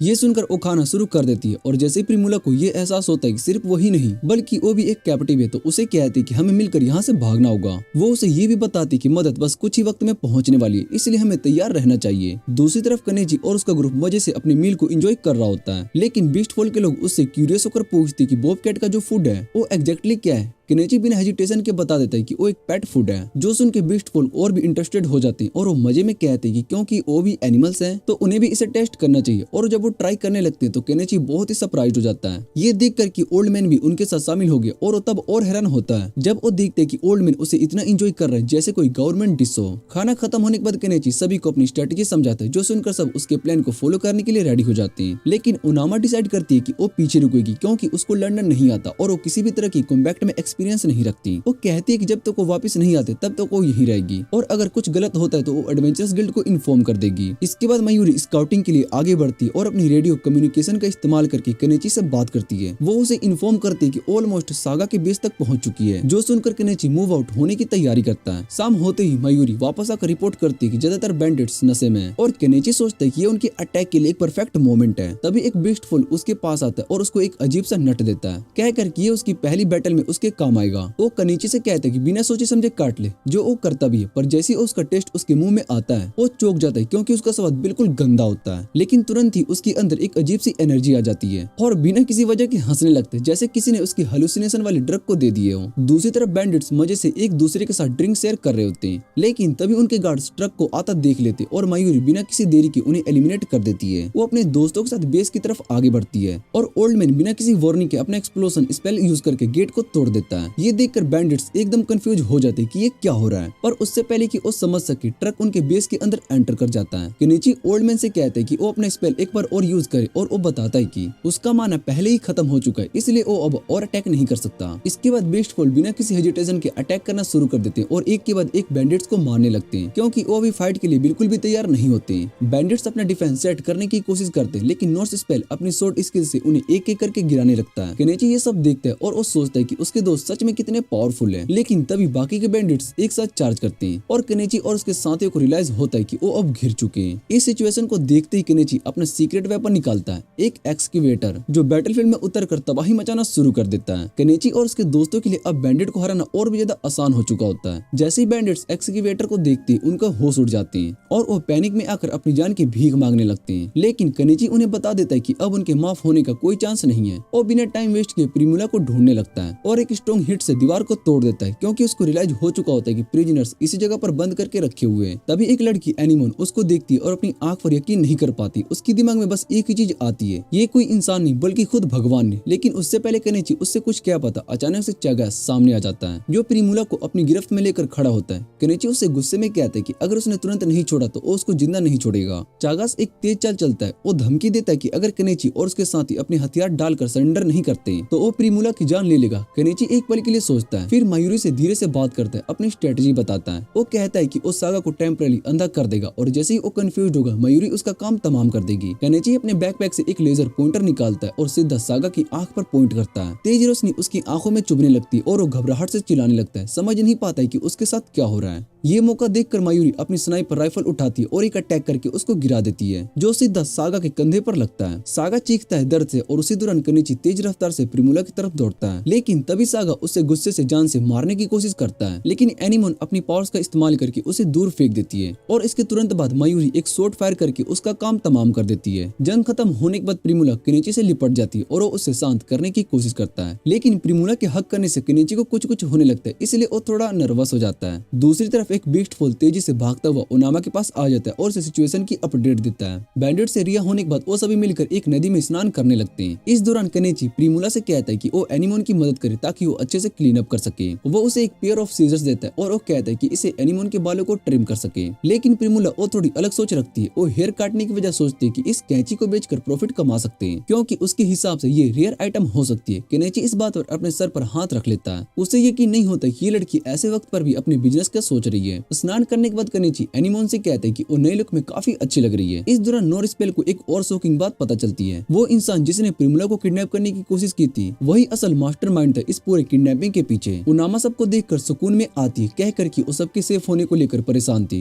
फिर वो एक और पर्सनल बात को शेयर करती है कि अगर उसका बेटा जिंदा होता तो वो भी लगभग एनिमोन की उम्र का होता। केनेची थोड़ा क्यूरियस होता है और वो पूछता है कि उसका बेटा कहाँ है। उनामा एक उदासी आंख भरती है और वो बताती है कि एक भयंकर प्लेग की वजह से उसने अपने बेटे को खो दिया। रात होने पर सब आराम करने के लिए लेट जाते, लेकिन केनेची के दिमाग में एक और टेंशन चल रही होती है। उसको अभी भी सारे बैंडिट्स के लाशों को हटाना है, लेकिन वो ऑलरेडी इतना थक चुका होता है कि वो सोचते है कि ये काम कल सुबह करना बेहतर होगा। अगले दिन सब लोग अपनी जर्नी को शुरू करते हैं और वापस डालिया पहुंच जाते हैं। वहां पहुंचते ही मेलो प्रिमूला को देखकर खुशी से झूम उठता है। वो कहकर अपनी फीलिंग को एक्सप्रेस करता है कि वो सेफ होने पर कितना खुश है उसके, लेकिन उसकी आंखें तुरंत एक और चीज पर जाती है। प्रिमूला के कपड़े बदले हुए लग रहे, वो क्यूरियस होता है तो प्रिमूला बताती है कि केनेची ने उसको नए कपड़े दिए थे। ये सुनकर मेलो के दिमाग में तुरंत एक नया बिजनेस आइडिया आता है। वो सोचता है कि अगर ये स्टाइल मार्केट में इंट्रोड्यूस किया जाए तो कितना ज्यादा प्रॉफिट हो सकता है। केनेची को यकीन नहीं हो रहा होता कि ये दोनों बाप बेटे अभी सिर्फ पैसों के बारे में ही सोच रहे हैं। फिर मेलो केनेची का शुक्रिया अदा करता है कि उसने प्रिमूला की जान बचाई। वो पूछता है कि लूट का क्या हुआ, क्या उसने सब कुछ अपने आइटम बॉक्स में स्टोर कर लिया। तभी एक और सरप्राइजिंग बात सामने आती है, केनेची के आइटम बॉक्स में सिर्फ लूट नहीं बल्कि बैंडिट्स के सर भी है। बीस्टफुल के लोगों ने उससे कहा था कि बाउंटी क्लेम करने के लिए बैंडिट्स के सर गिल्ड को दिखाने पड़ेंगे। मायूरी एक और इम्पोर्टेंट चीज पॉइंट करती है, वो कहती है कि सर को ज्यादा देर तक कैरी करना रिस्की हो सकता है क्योंकि जब वो सड़ना शुरू करते हैं तो बहुत ही तेज की बदबू आती है। केनेची इस बात से एग्री करता है और वो सोचता है कि उसे इस नई दुनिया के सर्वाइवल रूल्स के बारे में सीखना अभी बहुत कुछ बाकी है। लूट को प्रॉपर्ली स्टोर करने के बाद केनेची सभी को चोरी की गई चीजों को रिट्रीव करता है और साथ ही साथ बैंडिट्स के बेस में छुपा हुआ 100 गोल्ड कॉइन बाहर निकालता है। उसके बाद वो प्रिजनर से पूछते हैं कि वो अपने घर वापस जाना चाहेंगे, लेकिन सबके वापस जाने के लिए कोई घर नहीं होता है। जो सुनकर केनेची एक और सजेशन देता है, अगर वो चाहे तो डालिया में रुक सकते और यहाँ किसी काम में लग सकती है। इस दौरान एनिमोन अपने विलेज के बारे में बताती जो कि लगभग 800 किलोमीटर दूर है। केनेची उसे वापस छोड़ने का वादा करता है, लेकिन एनिमोन थोड़ा हेजिटेट करती है। वो कह देती है कि वो वापस नहीं जाना चाहती, जो केनेची के लिए एक और नए सवाल का कारण बन जाती है। आखिर ऐसा क्यों जो उसे अपने गांव से दूर रहने के लिए मजबूर कर रहा है। उनामा के मन में एक गहरी शक होती है। उसे लगता है कि उसके अपने ही परिवार ने उसे एक स्लेव ट्रेडर को बेच दिया था। ये सोच के उसके दिल में एक छुपा हुआ दुख जागती है, लेकिन केनेची उसका हौसला बढ़ाता है और वो कहता है कि अब वो आजाद है और वो चाहे तो एक नया जीवन शुरू कर सकती है। उसके भले के लिए वो डिसाइड करता है कि उसे ढालिया ले जाए ताकि वो एक सेफ जगह पर अपनी जिंदगी दोबारा शुरू कर सके। साथ ही केनेची दूसरी लड़कियों को भी मदद करता है ताकि वो सेफली अपने घर वापस पहुंच सके। रास्ते में ओनामा अपनी सोच केनेची से शेयर करती है। वो कहती है कि एक लड़के में सबसे जरूरी गुण ईमानदारी होता है। ये सुनकर सब लड़कियां एक दूसरे को देखती है और वो सोचने लगती है कि क्या केनेची सच में एक अच्छा मैच हो सकता है, लेकिन ओनामा तुरंत अपनी राय को साफ करती है। वो सोचती है कि केनेची ऐसा इंसान भी जो कि किसी भी लड़की के लिए रुक नहीं सकता, बल्कि वो उन लोगों में से जो कि अपनी दुनिया में ही जीते हैं बिना किसी फिक्र के। उसके मुताबिक केनेची किसी भी लड़की के लिए सैक्रिफाइस नहीं करेगा बल्कि अपनी मर्जी से जीवन जिएगा। थोड़ी देर के बाद सब लोग एडवेंचरस गिल्ड पहुंच जाते हैं, जहां बीस्टफुल रिसेप्शनिस्ट के सामने चागा का सिर पेश करती है। एक आदमी हैरान होकर पूछते है कि केनेची तुम कितने सर कर लेकर आए हो? केनेची शांत स्वर में कहता है कि टोटल 52 है। उसके बाद वो अपने आइटम बॉक्स से सर निकाल कर दिखाता है, जिसे देखकर वो सब लोग एक पल के लिए चौंक जाते हैं। बीस्ट फॉल्क हंसकर कहते हैं कि अब गिल्ड के वर्कर्स को ओवरटाइम काम करना पड़ेगा ताकि इनका इंसेप्शन खत्म हो जाए।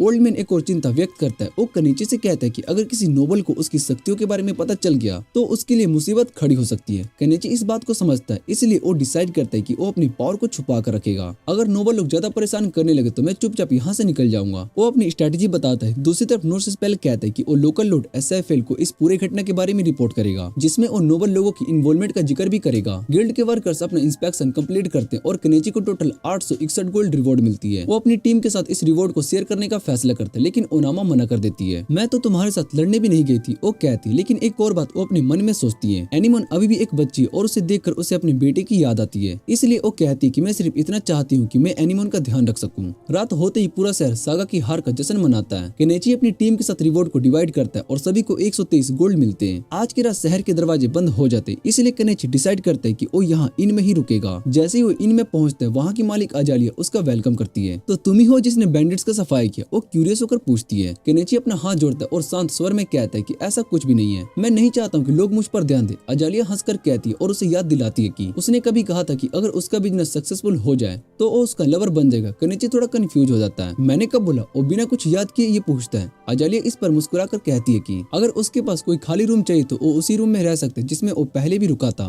लेकिन तभी एक और अजीब चीज होती है। एक बार्ड शहर में गाना गा रहा होता है और उसके गाने का सब्जेक्ट कोई और नहीं बल्कि केनेची का ही होता है। बार्ड अपने गाने में चागा की हर बात का पूरा बयान देता है और केनेची को एक महान योद्धा की तरह बताता है। केनेची ये सुनकर अपना सर पकड़ लेता है। अब तो नोबल लोगों को पता चलने में सिर्फ वक्त ही लगेगा, वो सोचता है। थकान के कारण केनेची अपने कमरे में जाकर सो जाता है, लेकिन उसकी रात इतनी शांत नहीं होती जितनी उसने सोची थी। रात के अंधेरे में अजालिया बिना किसी शोर के उसके कमरे में आ जाती है। मैं तुम्हारे लिए एक स्पेशल ट्रीट लाई हूँ, वो ब्लश भरी मुस्कुराहट के साथ कहती है। लेकिन जैसे ही वो केनेची के करीब आती है तभी एक और चेहरा सामने आता है। एनिमन, जो कि बिना कुछ बोले चुपचाप देख रही होती है। एक अजीब ऑकवर्ड साइलेंस फैल जाता है। अजालिया एक पल के लिए कंफ्यूज हो जाती है, लेकिन एनिमन की इंटेंस नजर देखकर वो थोड़ा पीछे हट जाती है। केनेची भी हल्की मुस्कुराहट के साथ कहते हैं कि ऐसा लग रहा है कि ये रात काफी लंबी होने वाली है। और इसी के साथ एक और अजीब लेकिन यादगार रात शुरू होती है। अगले दिन केनेची ओनामा को ढूंढने निकलता है, लेकिन पूरा बाजार घूमने के बाद भी उसे वो कहीं पर दिखाई नहीं देती। बीस्ट फॉल से पूछने पर भी ठीक ठाक जवाब नहीं मिलता। सभी बस ये कह देते कि उन्होंने उसे आज नहीं देखा। ये सुनकर केनेची को थोड़ी चिंता होने लगती, लेकिन वो डिसाइड करते कि वो फिलहाल अपना काम पूरा करना जरूरी है। वो सीधा एक वेपन शॉप पर जाता है जहाँ वो बैंडिट से लिया हुआ सामान बेचता है। शॉपकीपर चूड़ियां, तलवारें और आर्मर देखकर उनकी वैल्यू एस्टिमेट करता है और उससे एक अच्छी रकम मिलती है। इसके अलावा सागा के बेस से जो की छोटी मोटी चीजें मिली थी उन्हें भी मेल को कंपनी खरीद लेती है। ऊपर से ओल्ड मैन जो की फर्नीचर अपने घर लेकर आया था उसका भी पैसा अब देना पड़ता है। कुल मिलाकर केनेची के हाथ में अब 89 गोल्ड आते हैं। वो इस अमाउंट को अपनी टीम के साथ इक्वली डिवाइड करता है ताकि सभी को 12 गोल्ड मिल सके। वापस लौटते वक्त केनेची और एनिमन एक साथ चल रहे होते हैं जब वो ओनामा को अपने रास्ते में अपने घर के बाहर खड़ा देखते हैं। जैसे ही ओनामा एनिमन को देखती है वो थोड़ी परेशान होकर सोचती है और कहती है, तुम गायब कहाँ हो गई थी? मैंने तुम्हें पूरा दिन ढूंढा। लेकिन एनिमन बिना किसी हिचकिचाहट के कहती कि वो केनेची के साथ रहना चाहती है। ओनामा थोड़ा हैरान रह जाती और उसे समझाने की कोशिश करती कि उसके साथ रहना ज्यादा सुरक्षित होगा, लेकिन एनिमन अपनी जीत पर ही अटकी रहती है। मैं केनेची के साथ ही रहूंगी क्योंकि उसने मुझे अपना खाना दिया था, वो कहती है। जैसे ये सबसे बड़ी वजह हो किसी के साथ रुकने की। ओनामा हल्की से मुस्कुराती है और वो कहती है, ठीक है, अगर कभी किसी तकलीफ में पड़ी तो मेरे पास वापस आ जाना। ये कहकर वो शहर वापस चली जाती है। केनेची ये सब देखकर हैरान होता है और वो सोचता है कि एनिमन उसके साथ क्यों रहना चाहती है। तब केनेची समझ जाता है कि शायद से वो सच में इसलिए रुक रही क्योंकि उसको खाना पसंद है। रात के दौरान वो एक और बेड शेयर करते हैं, लेकिन बिना किसी अजीब बात के, सिर्फ एक नॉर्मल रात की तरह। लेकिन तभी एक अजीब बात होती है। केनेची के घर के बाहर कुछ शक किए जाने वाले आदमी दिखाई देते हैं। वो चुपचाप उसके घर की तरफ आ रहे होते जैसे कि वो किसी प्लान में लगे हो। कुछ दिन के बाद एक नया मुद्दा सामने आता है। शहर के लोग ने नॉर्थ पोल की तारीफ की और उसे बैरोन का टाइटल दिया, जो कि एक ऐसी छोटी जगह पर शासन करने का अधिकार देता जब उसके पास एक अपनी टेरिटोरी हो। और अफवाह चल रही होती है कि वो एक बीबी को ढूंढ रहा है। दूसरी तरफ मेल्को कंपनी एक नए आविष्कार की तारीफ कर रही होती है, जो ड्राजी ने, जिसे केनेची ने बनाने का आइडिया दिया था। पहले तो उन्होंने उसके ड्राइंग पर हंसी थी, लेकिन अब वो मानते हैं कि ये काफी उपयोगी इन्वेंशन है। हमें केनेची का एहसान चुकाना होगा, मेल्कोन के मालिक कहते हैं और उसे 5 गोल्ड कॉइन देते हैं। इसके अलावा एडवेंचरस गिल्ड भी केनेची के क्वेस्ट को रिव्यू को पूरा करते हैं और उनकी टीम को एक बड़ा इनाम मिलता है। केनेची पहले सोचते है कि वो मेल्को कंपनी से लिया हुआ उधार चुका दे, लेकिन जब वो पैसा लौटाने के लिए जाता है तो वो मना कर देते हैं। ये तुम्हारा उधार नहीं बल्कि तुम्हारा हक है, वो कहते हैं। इसलिए केनेची वो पैसा उन लड़कियों को दे देता है जिसे उसने बचाया था। एक दिन जब केनेची और एनिमोन बाजार में घूम रहे होते तभी केनेची को एक अजीब सी फीलिंग होती है, जैसे कोई उस पर नजर रख के बैठा था। वो अपनी आसपास की भीड़ को ध्यान से देखता है और एनिमोन से हल्की सी आवाज में कहता है, चलो यहाँ से निकलते हैं। लेकिन जैसे ही वो एक गली में जाने की कोशिश करती, उनका रास्ता एक बड़ी सी कैरेज रोक देती है।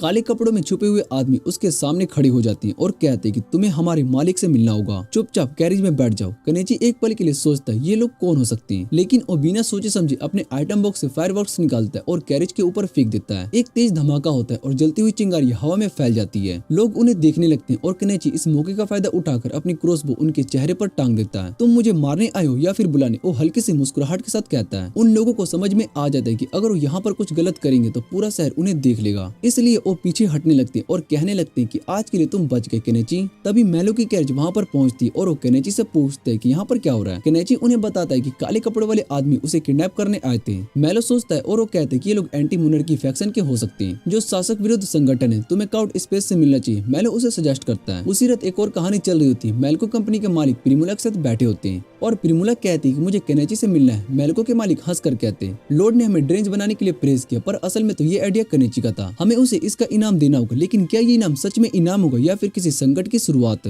केनेची के जाने के बाद एक लड़की जो उसके साथ वक्त बिता चुकी थी उसके बारे में सोचने लगती है। वो याद करती कि उसने उसके लिए कितना कुछ किया था, उसे बचाया, उसका ध्यान रखा और उसे एक नए जीवन की शुरुआत दी। उसके मन में एक ही बात चल रही होती है, केनेची सच में कितना अच्छा इंसान है। उसका दिल कहता है कि उसे उसके साथ ही रहना चाहिए, चाहे वो कहीं भी जाए। ये सोचकर वो जल्दी से केनेची के घर दौड़ पड़ती है, इस उम्मीद में कि कोई वहाँ पर उसका इंतजार कर रहा होगा। लेकिन जैसे ही वो पहुँचती और वो देखती कि घर बिल्कुल खाली है, उसकी आंखों में आंसू आ जाते। वो चला गया, उसके होठ हल्के से कांपते हैं। वो जमीन पर बैठ के रोने लगती। तभी हमें पता चलता है कि जाने से पहले केनेची ने सब कुछ अपने आइटम बॉक्स में स्टोर कर लिया था ताकि वो बिना किसी दिक्कत के निकाल सके। उसने एनिमोन से पूछा था कि क्या वो सच में उसके साथ चलना चाहती है, और जब उसने हाँ कहा तभी उसका सफर शुरू किया। रास्ते में जाते वक्त एक बॉब कैट उसके सामने आता है। केनेची उसके सर पर हाथ रखता है और हल्का सा मुस्कुराकर कहता है, अब हमें जाना होगा, अपना ख्याल रखना। फिर वो अपनी गाड़ी चलाकर निकल जाता है। लेकिन थोड़ी देर में वो देखता है कि बॉबकोट तेजी से दौड़ते हुए उसके पीछे आ रहा है। क्या तुम भी आना चाहते हो? केनेची हैरान हो जाता है, लेकिन जब बॉबकोट उसकी गाड़ी के साथ चलने लगता है तब वो समझ जाता है कि वो भी उसके परिवार का हिस्सा है।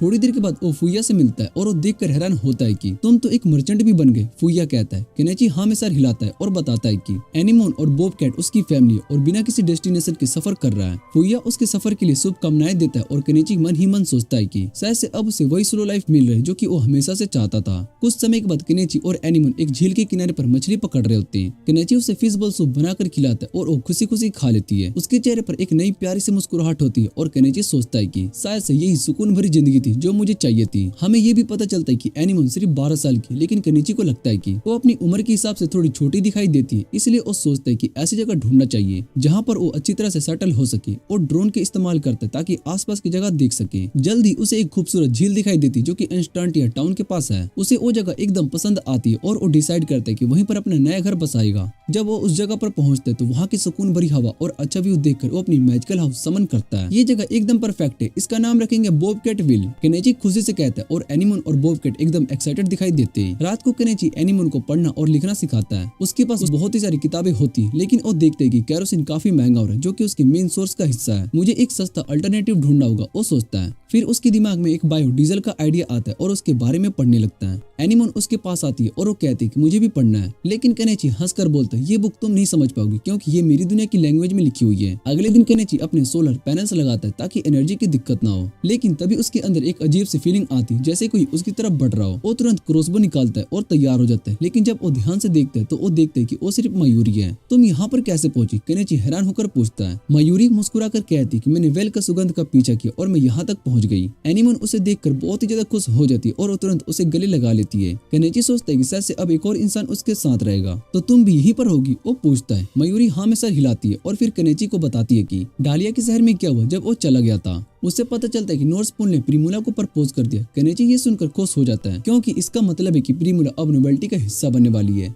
ये तो अच्छी खबर है, वो कहता है। रात को एनिमोन और मयूरी एक बच्चों की किताबें पढ़ रही होती है। मयूरी लिखना नहीं जानती, लेकिन वो तस्वीरें देखकर कहानी समझ जाती है। तुम्हें लिखना आता है? एनिमोन हैरान होकर पूछती है। मयूरी थोड़ा शर्मा कर कहती है, नहीं, लेकिन तस्वीरों से मैं समझ सकती हूँ। ये सुनकर केनेची के दिमाग में एक नया विचार आता है, क्या होगा अगर मैं तस्वीरों वाली किताबें बनाना शुरू कर दूं, शायद से ये बिकेंगी। फिर वो एनिमोन और मायूरी से पूछते कि इस देश में सबसे लोकप्रिय कहानी कौन सी है। दोनों सोचने लगती और फिर बताती कि एक पुरानी कहानी, एक वैन एल्फ की कहानी। केनेची अब सोचने लगता है कि शायद से यही नए बिजनेस की शुरुआत हो सकती है, एक नए सपने की शुरुआत, एक नए सफर की शुरुआत। एक ब्यूटीफुल ह्यूमन गर्ल एक प्रिंस से प्यार कर बैठी। दोनों एक दूसरे के बिना अपनी लाइफ को इमेजिन भी नहीं कर सकते थे, पर दुनिया उनके अगेंस्ट थी। सभी लोग उनकी लव स्टोरी से नफरत करते थे और इसलिए उस लड़की को मारने की साजिश रची गई। जब उस पर अटैक होने वाला था तब फेरिस ने अपनी मैजिकल पावर से उसको बचा लिया। वो प्रिंस के साथ भागी और उसके साथ अपनी पूरी लाइफ हैप्पी से स्पेंड की। केनेची ने एक ब्यूटीफुल लव स्टोरी पर एक पिक्चर बुक बनाई जिसे देखकर गर्ल्स एक्साइटेड हो गई। उनको लगा कि स्टोरी एकदम अमेजिंग है, जैसे कि फेरी टेल्स की होती है। लेकिन तभी केनेची को एक बीस्ट फोल्कमैन और एक और अननोन पर्सन दूर से आते दिखाई देते हैं। उसका इंस्टिंक्ट कहता है कि ये लोग सन्स है, इसलिए वो तुरंत गर्ल्स को हाउस के अंदर हाइड होने के लिए कह देता है। वो अपनी क्रॉसबो निकालकर दोनों स्ट्रेंजर्स को ट्रीटन करता है, लेकिन वो लोग अपनी इनोसेंस प्रूफ करने की कोशिश करते हैं। वो बताते हैं कि वो लोग सिर्फ लेक के क्रॉस वाली विलेज के रेजिडेंट्स हैं और बस चेक करने के लिए आए हैं कि कहीं यहाँ पर बैंडिट्स तो नहीं है। बीस्ट फोल की नजर विले पर पड़ती है जो कि केनेची के साथ कंफर्टेबल दिख रही होती है। वो कहता है कि बॉब कैट कभी भी इविल लोगों के साथ अटैच नहीं होते, जो प्रूफ करता है कि केनेची निर्दोष है। स्ट्रेंजर्स अपना इंट्रोडक्शन देते हैं और एक का नाम क्रूटोन होता है और जबकि दूसरा अपना नाम नयान्या बताता है। वो केनेची के होम को ध्यान से चेक करता है पर उन्हें कुछ भी खतरा नहीं मिलता है। नयान्या रिलैक्स हो जाता है और वो कहता है कि ये प्लेस सस्पिशियस नहीं लग रहा है। क्रूटोन अपोलाइज करता है डिस्टर्ब करने के लिए और फ्रेंडली हो जाता है। फिर वो केनेची से पूछते हैं कि वो अपनी पिक्चर बुक सेल करता है। केनेची कहता है कि हाँ, और क्रूटोन एक बुक बाय कर लेता है क्योंकि उसकी एक डॉटर है जो कि एनिमोन की एज की है। केनेची अपनी स्लो लाइफ को एंजॉय करने लगता है। उसको नए एक्सपेरिमेंट्स करना पसंद होता है, इसलिए वो बायोडीजल बनाने का आइडिया ट्राई करता है। वो एक स्पेशल मिक्सचर रेडी करता है और उसको अपने जनरेटर में टेस्ट करता है। जब जनरेटर रन करने लगता है लेकिन तभी उसको नोटिस होता है कि एनिमोन सैड है क्योंकि वो प्रॉपर्ली बात नहीं कर रहा था। तो वो डिसाइड करता है कि वो उसको चेयर अप करेगा। वो उसको इनवाइट करता है, वो उसके साथ स्ट्रांकिया चले और मायूरी भी एक्साइटेड हो जाती है और ज्वाइन करने का डिसाइड करती है। वो दोनों लीड करने के लिए कहते हैं क्योंकि एनिमोन पहले भी वहाँ पर जा चुकी होती है। जब वो सिटी में पहुँचते हैं तो सबसे पहले एडवेंचरस गिल्ड जाते हैं। रिसेप्शनिस्ट उनसे उनके आईडीज मांगती है और जब उनके रिकॉर्ड चेक करती है तो वो शॉक हो जाती है। उसको बिलीव नहीं होता कि केनेची ने सागा को डिफीट किया,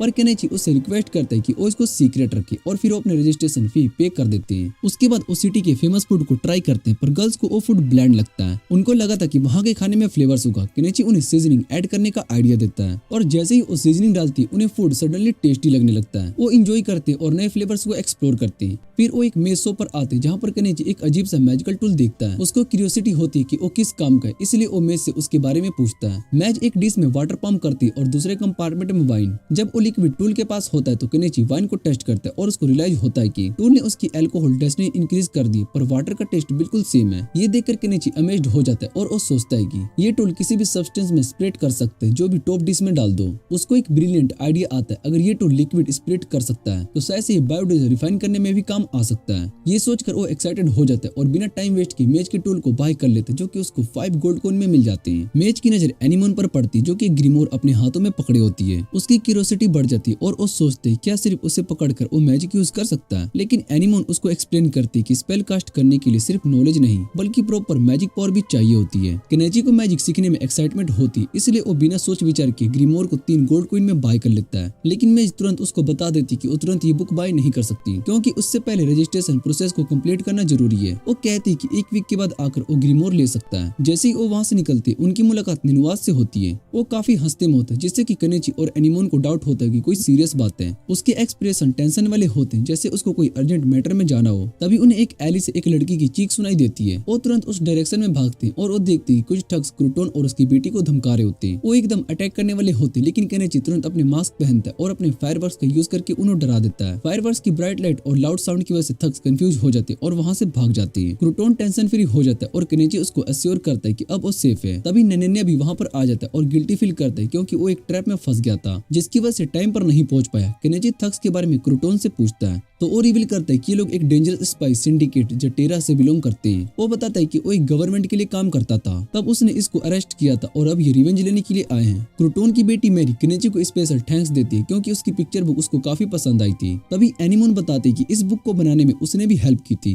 मैरी एक्साइटेड हो जाती और वो कहती कि उसको भी केनेची के काम में मदद करनी है। इस तरह मैरी और एनिमोन बेस्ट फ्रेंड बन जाते हैं। कुछ दिन के बाद मैरी और उसकी फैमिली केनेची के घर पर विजिट करते हैं और सब मिलकर एंजॉय करते हैं। किड्स हर दिन एक साथ टाइम स्पेंड करते हैं और नए नए आइडिया सोचते हैं। वो एक नए पिक्चर बुक प्रोजेक्ट पर काम करना स्टार्ट करते हैं जो सिंड्रेला की स्टोरी पर बेस्ड होता है। लेकिन एक दिन क्रूटोन केनेची के घर पर आता है और वो पूरे पैसे लेकर उसके सामने गिर जाता है। उसके फेस पर एक टेंशन होती है और वो ऑलमोस्ट रोते हुए केनेची से मेरी को बचाने की रिक्वेस्ट करता है। वो एक्सप्लेन करता है कि मेरी को एक रेयर डिजीज होगी जो कि सिर्फ इसी रीजन में होती है। ये डिजीज इतनी डेंजरस होती है कि जिसको भी हो जाए वो एक दिन तक सर्वाइव नहीं कर पाता। केनेची शॉक्ड हो जाता है और तभी मयूरी उसको सजेस्ट कर देती है कि मेज से कंसल्ट करना चाहिए। लेकिन क्रूटोन कहता है कि उनके पास मेज की ट्रीटमेंट को अफोर्ड करने के लिए पैसे नहीं है। केनेची बिना किसी हेजिटेशन के अपनी कोल्ड मेडिसिन निकालता है और उसको फ्री में क्रूटोन को दे देता है। वो बताता है कि ये मेडिसिन मैरी की फीवर को कम कर देगा जिससे कि वो थोड़ी स्टेबल हो जाएगी। वो तुरंत मैरी के पास जाता है जहाँ पर मेज उसकी हालत चेक करती है। वो बताती है कि मैरी को चिकोरी फीवर हो गया है जो मेज से भी इलाज नहीं हो सकता लेकिन एक सोल्यूशन है। मेज बताती है कि एक रेयर व्हाइट फ्लावर होता है जिसे चिकोरी कहते हैं जो सिर्फ फॉरेस्ट में स्प्रिंग के पास ब्लूम करता है। अगर उसके सीड्स मिल जाए तो मैरी का इलाज पॉसिबल है। लेकिन प्रॉब्लम ये होती है कि फ्लावर सिर्फ एक स्पेसिफिक टाइम पर ब्लूम करता है और मेरी को कल सुबह तक इसका इलाज चाहिए होगा।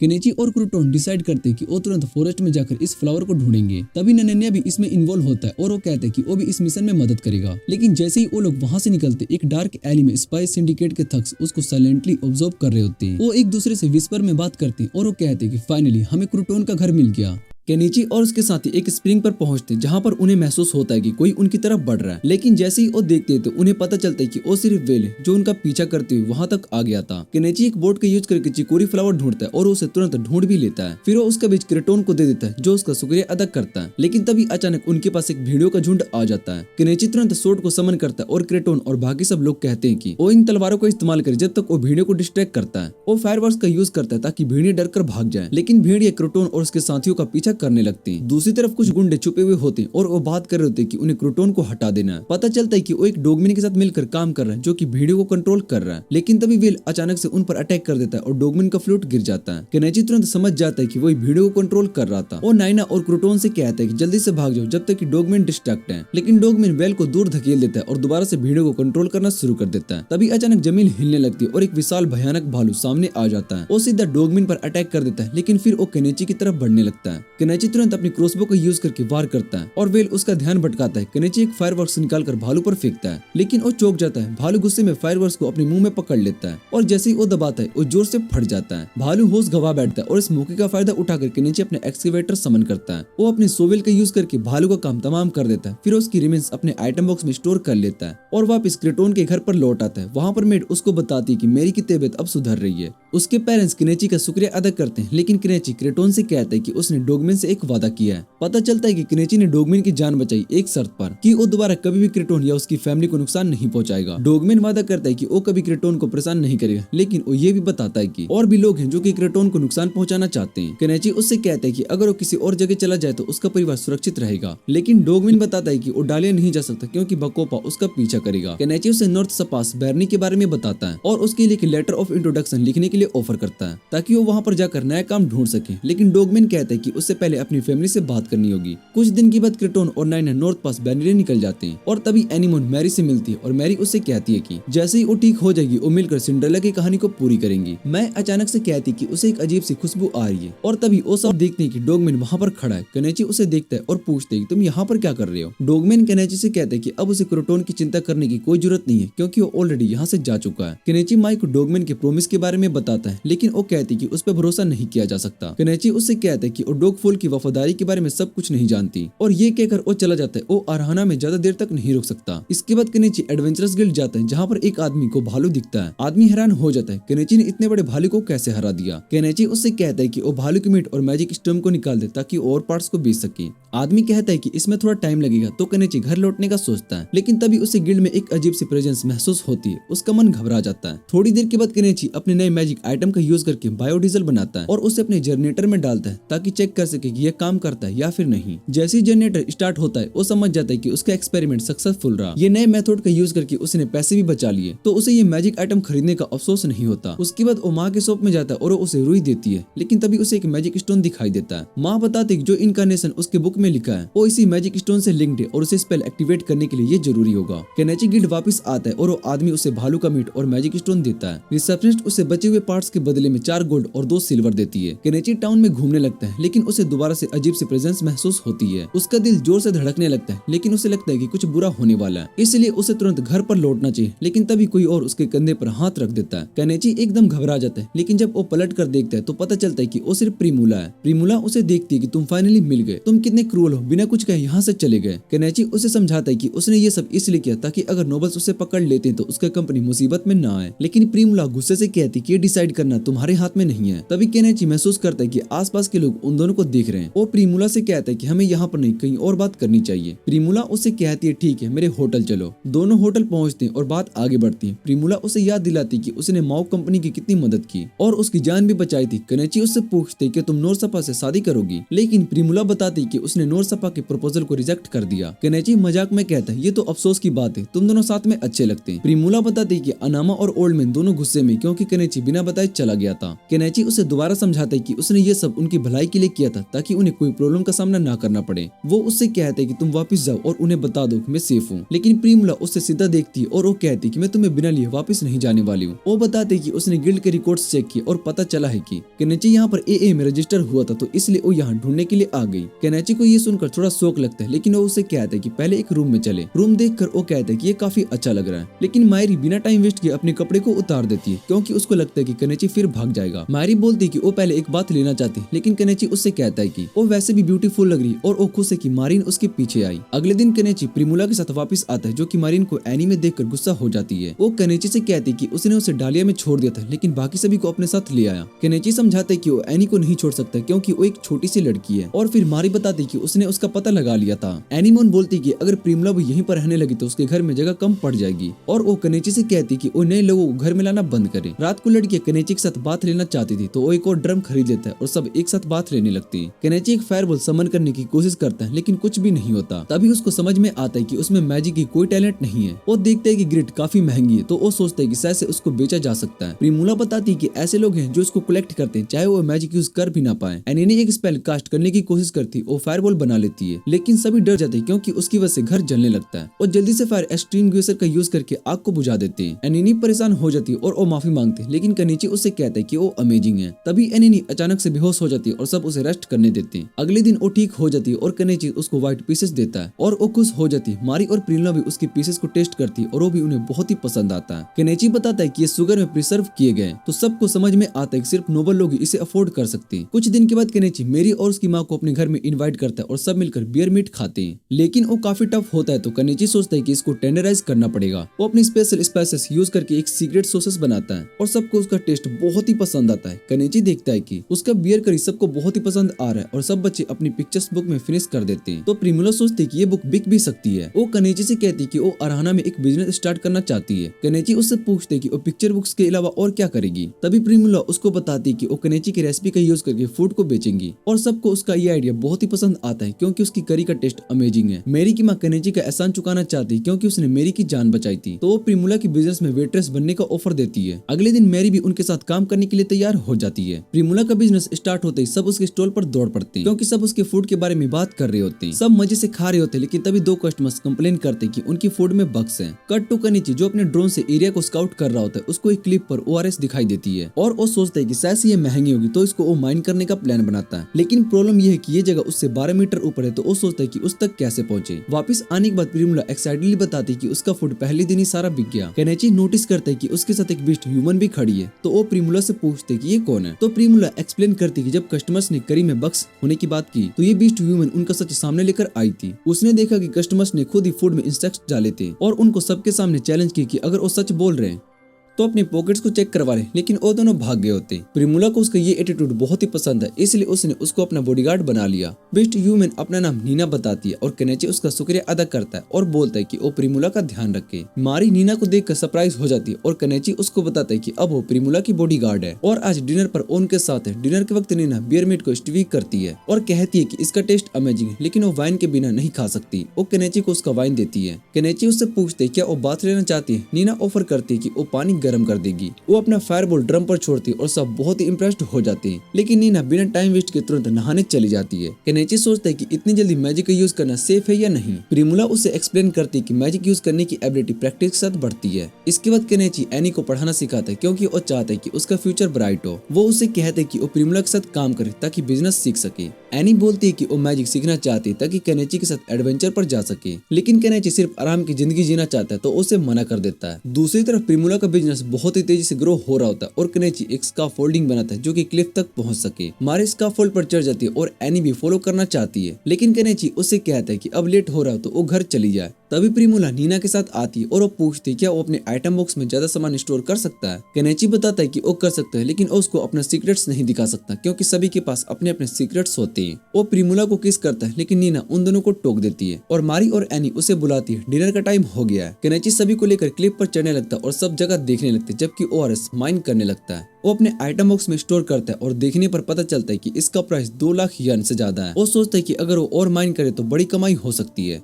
उसी दिन शाम को केनेची बियर मीट से गिजा बनाता है और सभी को बहुत ही पसंद आता है। प्रिमुला उससे पूछती है ये येलो सॉस क्या है, तो वो बताता है कि ये मेयोनीज है। नीना बताती है कि ये एम्पायर में बहुत ही पॉपुलर है और माँ ने इसे बहुत ही मैजिक से बनाया है। केनेची सोचती है केनेची ने भी मैजिक से बनाया होगा, लेकिन वो बताता है कि ये बहुत ही इजी है। प्रिमुला उसे रेसिपी सीखने के लिए कहती है। रात को केनेची सभी के लिए स्टेक बनाता है और नीना स्टेक टेस्ट करके बहुत ही हैरान हो जाती है, लेकिन वो पूछती है कि इसका स्मेल अजीब क्यों है। केनेची बताता है कि उसने मीट को स्मेल हटाने के लिए लिक्विड का यूज किया। नीना कहती है कि वो लिकर पीना चाहती है, लेकिन केनेची उसे वार्न करता है कि बहुत ही स्ट्रॉन्ग है, लेकिन वो सब पीती है और ड्रंक हो जाती है। फिर वो कहती है कि अब वो सिटी में नहीं रह सकती। मारी उसे केनेची से दूर रहने के लिए कहती है क्योंकि उस पर ट्रस्ट नहीं करती, लेकिन प्रिमुला कहती है कि नीना बहुत ही होनेस्ट है, इसलिए केनेची उसे अपने साथ रहने देने का फैसला करता है। नीना केनेची से पूछती है कि उसको रेंट कितना देना पड़ेगा, लेकिन केनेची कहते हैं कि उसको कुछ भी देने की कोई जरूरत नहीं है। नीना सोचती है केनेची उसे टैम कर रहा है, लेकिन वो एक्सप्लेन करता है कि उसको सिर्फ प्रिमुला की हेल्प करनी है। केनेची जाने लगता है, लेकिन नीना उसे रात भर रुकने के लिए बोलती है। तभी मारी आ जाती है और पूछती है कि वो केनेची के साथ क्या कर रही है, और वो दोनों उसको लेकर लड़ने लगते हैं। प्रिमुला का बिजनेस एक्सपेंड हो चुका होता है और अब उसका नाम ग्रेनोला होता है। एक लड़की आयरिस केनेची को मिला का फादर समझ लेती है और मिला उसे बताती है कि केनेची उसका हस्बैंड है। आयरिस ग्रेनोला ब्रांच का रेस्टोरेंट खोलने का प्लान बनाती है और मिला उसे सिखाने का फैसला करती है। केनेची और माइन कंटिन्यू करता है और 15 मिलियन कमा लेता है, जबकि प्रिमुला अपने बिजनेस को और ग्रो करने में बिजी होती है। क्रोला एक स्मॉल वेयर हाउस को रेंट करता है जहाँ पर लोग अपने प्रोडक्ट्स को प्रिपेयर करते हैं। आयरिस जनरल ब्रांच मैनेजर बन जाती है और अब 2 नई ब्रांच रेस्टोरेंट्स ओपन हो जाते हैं। अब उनका एनुअल रेवेन्यू 200 मिलियन यन से भी ज्यादा है, लेकिन प्रिमुला कहती है कि सब केनेची की वजह से ही पॉसिबल हुआ है। दूसरी तरफ एक प्रिंसेस लिथिन अपनी माँ से बात कर रही होती है। उसकी माँ बताती है कि डालिया के पास जो बीट्स है उनको एक माँ ने आयरन बीट्स समन करके हरा दिए। वो बताती है कि वो आदमी अराहा के पास रहता है और सोचते है कि स्पिरिट्स ने उसे वहाँ गाइड किया होगा। ये सुनकर लिथिन एक्साइटेड हो जाती है और दूसरी तरफ प्रिमुला एक वीआई काउंट से बात कर रही होती है जो चनाने और अराहा के रूलर की वाइफ है।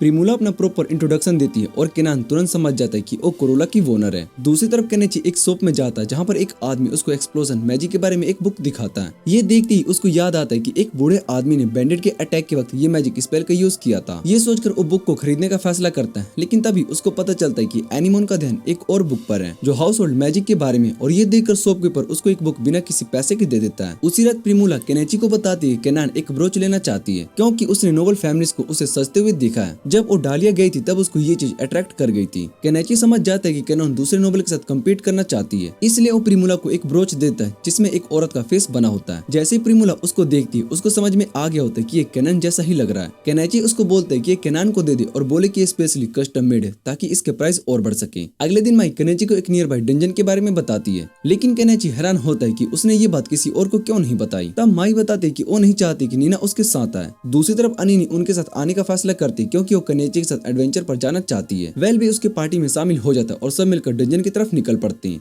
वहाँ पहुंचने पर उन्हें एक बड़ा सा क्रिस्टल दिखाई देता है। केनेची माइनिंग करना शुरू करता है, लेकिन तभी माई को एक मॉन्स्टर होने का एहसास होता है। जैसे ही वो सब देखते हैं एक विशाल स्पाइडर उनके सामने आकर खड़ा हो जाता है। केनेची तुरंत अपने क्रॉसबो से अटैक करता है, लेकिन उसका कोई असर नहीं होता। तभी माई उसकी एक आई पर एम करके अटैक करती है और केनेची समझ जाता है कि उसने मॉन्स्टर के वीक पॉइंट को ढूंढ लिया। केनेची एनी से कहता है कि वो अपने फायरबॉल स्पेल से स्पाइडर की आंख पर अटैक करे, लेकिन वो एक मोमेंट के लिए स्पेस आउट हो जाती है और तभी स्पाइडर अपनी वेब से अटैक कर देता है। जल्दी से केनेची अपने फायरवर्क्स का यूज करके स्पाइडर का ध्यान भटकाता है और सब वहाँ से भाग जाते हैं। भागते भागते उन्हें समझ में आता है कि ये स्पाइडर सिर्फ रात को बाहर आता है, इसलिए उनका पीछा नहीं करेगा। रात को अनिनी उदास होती है और केनेची से कहती है कि उनके किसी काम की नहीं आई, लेकिन केनेची उसको शांत करता है और बोलता है कि उसका पहला एक्सपीरियंस था, इसलिए चिंता करने की कोई जरूरत नहीं है। दूसरी तरफ नीना गुस्सा होती है क्योंकि राय ने उसको डंजन के बारे में नहीं बताया, लेकिन राय उसको सीधा कह देती है कि उसका पर्सनल मैटर नहीं है। अगले दिन केनेची प्लान बनाता है कि उसको वापस से डंजन जाना होगा क्योंकि उसको क्रिस्टल चाहिए। तभी नीना भी उसके साथ आने की बात करती है, लेकिन केनेची उसको याद दिलाता है कि उसको प्रिमुला की सुरक्षा करनी है। नीना कहती है कि वो एक छोटी ब्रेक लेना चाहती है और वो भी उनके साथ डंजन में जाने के लिए एक्साइटेड हो जाती है। इसके बाद अनिनी एक्सप्लोजन बुक पढ़ना शुरू करती है और चैंट करना शुरू करती है, लेकिन केनेची उसको रोक देता है और कहता है कि इसे ट्राई करने का वक्त बाद में आएगा। अगले दिन वो सभी वापस से डंजन में पहुंचते हैं, जहाँ पर उनको वही पोर्ट मिलता है जहाँ स्पाइडर ने अटैक किया था। केनेची देखता है कि वहाँ पर उसका ड्रिल छूटा रह गया था। उसको लगता है कि अगर वो माइनिंग करेगा तो स्पाइडर वापस आ सकता है। जैसे ही वो माइनिंग करना स्टार्ट करता है, स्पाइडर दोबारा से उनके सामने आ जाता है। केनेची सभी को पेस्टिसाइड देता है और कहता है कि इसे स्पाइडर पर यूज करो। वो सब मिलकर स्पाइडर पर अटैक करते हैं। अब देखते हैं कि क्या वो लोग स्पाइडर को हरा पाएंगे। स्पाइडर एक कदम पीछे कर लेता है और इसी बीच एनी अपनी फायरबॉल को समन करती है। फायरबॉल सीधा स्पाइडर पर लगती है और वो वापस से भागने लगती है। नीना सजेस्ट करती है कि इसे यहीं पर खत्म कर देते हैं और केनेची को भी ये बात सही लगती है। अगर ये स्पाइडर जिंदा रहा तो ये किसी वक्त भी उन पर अटैक कर सकता है। वो सब उस जगह को एक्सप्लोर करते हैं और देखते हैं कि स्पाइडर किस कोने में छुपा गया है। ज्यादा वक्त ना गवाते हुए उनका काम तमाम कर देते हैं, लेकिन तभी एक और जायंट स्पाइडर सामने आ जाता है, पहले वाले से भी बड़ा, और वो सभी समझ जाते हैं कि ये फीमेल है। केनेची देखता है कि ये स्पाइडर इतनी बड़ी है कि वो केव के छोटे रास्ते से बाहर नहीं निकल सकती। मयूरी बताती है कि मेल स्पाइडर्स बाहर जाकर फीमेल के लिए शिकार करके लाते हैं। ये सुनते ही वो डिसाइड करते हैं कि वापस लौट जाना ही बेहतर होगा, क्योंकि अब मेल स्पाइडर मारा जा चुका है और फीमेल भूख से मर जाएगी। लेकिन जैसे ही वो मुड़ने लगते हैं, स्पाइडर एग्जिट को ब्लॉक कर देती है। बेल तुरंत आगे बढ़ती है और स्पाइडर की आंख पर पंजा मार देती है। सब पेस्टिसाइड से अटैक करते हैं और एनिमन एक पावरफुल फायरबॉल छोड़ती है जो सीधा स्पाइडर पर लगती है, लेकिन स्पाइडर अभी भी जिंदा है। केनेची हैरान होता है कि स्पाइडर अटैक क्यों नहीं कर रही है। तभी उन्हें समझ में आता है कि वो सिर्फ रास्ते को ब्लॉक कर रही है ताकि वो भी यहाँ पर भूख से मर जाए। केनेची मेल स्पाइडर की डेड बॉडी को अपने आइटम बॉक्स में स्टोर करता है और देखते हैं कि पेस्टिसाइड्स का असर हो रहा है। वो तुरंत अपनी एक्सकेवेटर को समन करता है और एनी उसके साथ बैठती है और स्पाइडर पर सोवल से अटैक करता है, लेकिन तभी एक्सकेवेटर रुक जाता है और केनेची पैनिक करने लगता है। स्पाइडर अब अटैक करने वाली होती है, लेकिन तभी एनी चैंटिंग करना शुरू करती है। ये पहली बार जब वो एक्सप्लोजन मैजिक का यूज कर रही है। एक तेज धमाका होता है और स्पाइडर नीचे गिर जाती है। इसी बीच केनेची अपनी एक्सकेवेटर दोबारा से स्टार्ट करता है। वो तेजी से स्पाइडर की तरफ चार्ज करता है और एक्सकेवेटर फुल स्पीड में जाता है और सीधा स्पाइडर से टकरा जाता है। केनेची उसका सोवेल उठाता है और उसे केव की छत पर दबा देता है। एक जोर का आवाज होता है और स्पाइडर का काम तमाम हो जाता है। केनेची उसकी रेमेंस को अपने आइटम बॉक्स में स्टोर करता है और वापस से माइनिंग करना शुरू करता है। जब वो क्रिस्टल का प्राइस चेक करता है तो उसको पता चलता है कि ये क्रिस्टल की कीमत 2 मिलियन येन से भी ज्यादा है। बाद में केनेची स्पाइडर के रेमेंस प्रिमुला को दिखाता है और वो तुरंत फ्रीक आउट हो जाती है। केनेची डिसाइड करता है कि वो स्पाइडर के एक्स को कुक करेगा। लड़कियां सोचती है कि वो पागल हो गया, लेकिन केनेची उन्हें फोर्स नहीं करता। इसके बदले में वो उनके लिए डम्पलिंग्स खरीद लेता है। जब प्रिमुला डम्पलिंग्स का टेस्ट लेती है तो वो पूछती है क्या इसमें चीज है। केनेची बताता है कि चीज बनाना बहुत ही आसान है, लेकिन प्रिमुला बताती है किंडा में चीज बहुत ही महंगा है। ये सुनते ही केनेची डिसाइड करता है कि वो उसको सिखाएगा कि कैसे मिल्क और विनेगर का मिक्स करके कोटेज चीज बनाया जाता है। सब चीज को ट्राई करते और उनको काफी पसंद आता है। प्रिमुला एक्साइटेड हो जाती है और वो कहती है कि वो कैनन को भी चीज बनाना सिखाएगी। तभी वो केनेची को बताती है कि कोरोला रेस्टोरेंट्स को कुछ लोग तंग कर रहे हैं जो एक करप्ट मर्चेंट फिल गेल के लिए काम करते हैं। केनेची समझ जाता है कि प्रिमुला केनान की नोवेल्टी पावर का यूज करके उसे रोकना चाहती है, लेकिन केनेची सिर्फ एक ही बात कहता है, अगर चाहो तो नोवेल्टी का यूज कर सकती हो, पर अगर सीधा काम तमाम करना है तो मैं अपनी आयरन बीट से उन्हें कुचल सकता हूँ। लड़कियां केनेची के प्लान को सपोर्ट करती है, लेकिन पिया कहती है कि वो वायलेंस का इस्तेमाल नहीं करना चाहती है। उसका मानना है कि मर्चेंट्स का अपना तरीका होता है लड़ने का। केनेची थोड़ी देर सोचता है और डिसाइड करता है कि उसके तरीके से ही काम करेगा। फिर एक वादा करती है, वो किसी को नहीं बताएगी कि चीज बनाना उसे केनेची ने सिखाया है। कुछ वक्त के बाद एलम एक नोट को रिसीव करता है जो केनान ने भेजा होता है। नोट में लिखा होता है कि अगर उसने कोरोला रेस्टोरेंट्स को तंग करना बंद नहीं किया तो उसे सजा मिलेगी। अलार्म समझ जाता है कि प्रिमुला ने अपना पहला चाल चल दिया है। वो सोचता है कि प्रिमुला को उसके बारे में इतनी जानकारी है, लेकिन फिर वो डिसाइड करता है कि इस बात से कोई फर्क नहीं पड़ता। उसका प्लान अभी भी सही डायरेक्शन में जा रहा है। केनान के सपोर्ट से कोरोला के रेस्टोरेंट्स वापस से खुल जाते हैं और बिजनेस फिर से चल पड़ता है। अलार्म उसको देखकर सरप्राइज होता है और उसका स्वागत करता है और कहता है, आपसे मिलना मेरे लिए एक सम्मान की बात है। वो अपने इंट्रोडक्शन देने वाला होता है, लेकिन तभी केनान उससे पहले ही बोल पड़ती है। वो कह देती है कि वो उसके बारे में सब कुछ जानती है। ये सुनकर अलार्म थोड़ा नर्वस हो जाता है और उससे पूछता है कि आखिर आप यहाँ पर क्यों आई हो, लेकिन तभी केनान उसके सामने झुक जाती है और रोना शुरू कर देती है और उसे मदद की भीख मांगती है। इसके बाद सीन चेंज होता है और हमें दिखाया जाता है केनान के पति ग्रहण से, जिससे कुछ ऑफिशियल्स पूछ रहे होते हैं कि अब तक इरिगेशन केनान क्यों नहीं कंप्लीट हुआ। ये कैनाल किंगडम की फार्मलैंड को बढ़ाने के लिए काफी इंपॉर्टेंट होती है। ग्राहम को समझ में आ जाता है कि उसका राइवल थनबर्ग चाहता है कि वो फेल हो जाए, लेकिन ग्राहम प्रॉमिस करता है कि वो डेडलाइन से पहले काम कंप्लीट करके दिखाएगा। सीन कट होता है कनेची की तरफ, जहाँ पर केनान उससे बताती है कि अरान के कंस्ट्रक्शन का काम डिले हो रहा है और अगर उन्होंने डेडलाइन नहीं मीट की तो उनका फंड कैंसिल हो जाएगा। केनान उससे कहती है कि हमें 1 महीने के अंदर 3 लेग्यूज का काम कंप्लीट करना है। वो उससे प्रॉमिस करते हैं कि अगर उनका काम कंप्लीट करवा दे तो उसे कुछ भी दे देगी। उसे लगता है कि कनेची एक मेज है, इसलिए वो उससे पूछती क्या वो ओरा स्किल चाहता है, जो एक हाई लेवल प्रोटेक्शन मैजिक होता है। नीना इस स्किल को तुरंत पहचान लेती है और बताती है कि इतनी पावरफुल है कि एक ड्रैगन के ब्रीथ को भी रोक सकती है। केनेची सोचता है कि ये स्किल ई के लिए काफी यूजफुल हो सकती है, इसलिए वो ये काम को एक्सेप्ट कर लेता है। केनान अपने मेंशन का अनवांटेड फर्नीचर उसे देती है ताकि प्रोजेक्ट का पैसा अरेंज हो सके। केनेची अपने स्किल से आइटम का अप्राइज करता है और उससे पता चलता है कि इनकी टोटल वैल्यू 120 मिलियन है। फिर वो ची की कार में कंस्ट्रक्शन साइट के लिए निकलते हैं। रास्ते में केनान उससे फ्लर्ट करने की कोशिश करती है, लेकिन केनेची उससे सीधा कह देता है कि वो इंटरेस्टेड नहीं है क्योंकि उसकी एक वाइफ ऑलरेडी है। कंस्ट्रक्शन साइट पहुंच कर केनेची देखते है कि वर्कर्स अभी भी जंगल क्लियर कर रहे हैं। उससे तुरंत समझ में आ जाता है कि अगर ऐसे ही चलता रहा तो केनान बनने में लगभग 1 साल लग जाएगा। तभी कुछ बीस्ट फॉल उसका स्वागत करते हैं। केनेची उनसे पूछता है कि चंगा को मारने के बाद जो पैसा मिला था वो कहाँ गया, तो वो लोग बताते हैं कि वो सब पैसा पहले ही खर्च हो चुका है। बीस्ट फॉल नीना को देखकर बहुत ही इंप्रेस हो जाते हैं, लेकिन म्यू उससे कहती है कि उन्हें अपनी आंखें चेक करवानी चाहिए। केनान एक मर्चेंट ग्रुप के रिप्रेजेंटेटिव से बात करती है और केनेची को उनसे मिलवाती है। केनेची उन्हें बताता है कि वो खुद भी एक मर्चेंट है और वो लोग अपने प्रोडक्ट दिखाते हैं, लेकिन प्रीमुला को लगता है कि वो लोग उन्हें बेवकूफ बना रहे हैं क्योंकि उनका माल काफी महंगा है। वो कहते हैं कि उनके प्राइसेस में ट्रांसपोर्टेशन कॉस्ट भी इंक्लूड है, लेकिन केनेची उन्हें बताता है कि वो एक एक्स को एक सिल्वर में भी बेच सकता है जो कि उनसे बहुत ही कम है। केनान डिसाइड करते हैं कि वो केनेची से ही सामान खरीदेगी, लेकिन वो मर्चेंट लोग याद दिलाते हैं कि थल ट्रेडिंग कंपनी के लिए काम करते हैं। केनेची जानता है कि थल ने रीजन के एडमिनिस्ट्रेटर तक में अपना नेटवर्क घुसा दिया है और वो कभी कभी ग्राहम के डर्टी वर्क भी हैंडल करता है। लेकिन केनेची के लिए अभी सबसे इम्पोर्टेंट काम है कंस्ट्रक्शन। वो तुरंत अपना एक्सकेवेटर समन करता है और जंगल का बड़ा हिस्सा क्लियर कर देता है। उसे सब वर्कर्स कुछ बेल्स चढ़ाते हैं क्योंकि बीस्ट फॉल के लिए बो कैट भगवान के मैसेंजर माने जाते हैं। एनिनी अपने मैजिक से केनेची को कुकिंग में मदद करती है और जब केनान उसका खाना ट्राई करता है तो उसे स्वाद जिंदगी भर याद रह जाता है। केनेची बीस्ट फॉल को भी डिनर के लिए बुलाता है, लेकिन वो कहते हैं कि वो लोग भूखे हैं क्योंकि नियर बाय टावर में खाना बहुत ही महंगा है। प्रीमुला डिसाइड करती है कि वो अपना खाना फेयर प्राइस में बेचेगी और सभी लोग मजे से डिनर करते हैं। केनेची केनान को बाथरूम दिखाता है और कहानी यहीं से आगे बढ़ती है। रात के वक्त केनेची केनान का गाउन उतारता है, लेकिन जैसे ही केनान उसे पकड़ने की कोशिश करती है वो उसे रोक देता है और कहता है कि उसकी एक फैमिली है। तब केनान उसे बताते हैं कि उसे कभी भी अपने माँ बाप के साथ वक्त बिताना नहीं पड़ा क्योंकि वो बस उसे किसी नोबल से शादी करवाना चाहते थे। वो केनेची को अपनी तरफ खींचने की कोशिश करती है, लेकिन केनेची फिर से मना कर देता है और अगले दिन बिना कुछ कहे वो वहाँ से चला जाता है। अगले दिन केनेची देखते है कि केनान और प्रीमुला मिलकर स्ट्रीट फूड बेच रहे होते हैं। वो सोचते है कि बिना मेकअप के केनान काफी अच्छी लग रही है। तभी नियर बाय टार्वन की ओनर उन्हें देख लेती है और उसे समझ में आ जाता है कि इन्होंने उसके कस्टमर्स छीन लिए हैं। लेकिन प्रीमुला उसे बताती है कि वो मेलो ट्रेडिंग कंपनी से है और अगर वो अपने कस्टमर्स को वापस चाहते तो उसे अपने प्राइस को फेयर रखनी होंगी। काम चलता रहता है। केनेची लोग्स को अपने आइटम बॉक्स में स्टोर करता जाता है। कुछ दिन के बाद उसे पता चलता है कि पानी की प्रॉब्लम हो रही है, लेकिन उसे याद आता है कि बीस्ट फॉल हमेशा क्लीन रहते हैं। वो उससे पूछते तो वो बताते हैं कि उनके पास एक नियर बाय स्प्रिंकिंग का एक्सेस है। केनेची उससे कहता है कि अगर वो लोग उस स्प्रिंग से पानी लेकर आएंगे तो उन्हें बदले में अल्कोहल दिया जाएगा। उस रात सब मिलकर ड्रिंक करते हैं। केनेची सभी को कहता है कि अब सोने का वक्त हो गया है, लेकिन केनान पहले से ही नशे में होती है और वो फिर से उसे रात बिताने के लिए कहती है। लेकिन इस बार भी केनेची माना कर देता है और जब केनान सो जाती है तो वो देखता है कि सब वर्कर्स भी नशे में और वो चुपचाप अपने रूम में लौट जाता है। अगले दिन सुबह केनेची केनान को एक कॉन्ट्रैक्ट दिखाता है जो उसने नशे में होते हुए साइन कर दिया था। केनान बहुत ही शौक हो जाती है। उसे लगता है कि उसकी जिंदगी बर्बाद हो गई, लेकिन केनेची हमेशा की तरह काम रहता है और उसे बताता है कि वो इस कॉन्ट्रैक्ट का सिर्फ एक ही यूज करेगा ताकि केनान उस पर एडवांस ना करे। दिन बीतते हैं और आखिरकार काम पूरा हो जाता है। केनान डेडलाइन से पहले पूरा हो जाता है। रॉयल फैमिली कैपिटल से आती है और केनान सबके सामने बताती है कि ची के मैजिक की वजह से सब कुछ पॉसिबल हो पाया।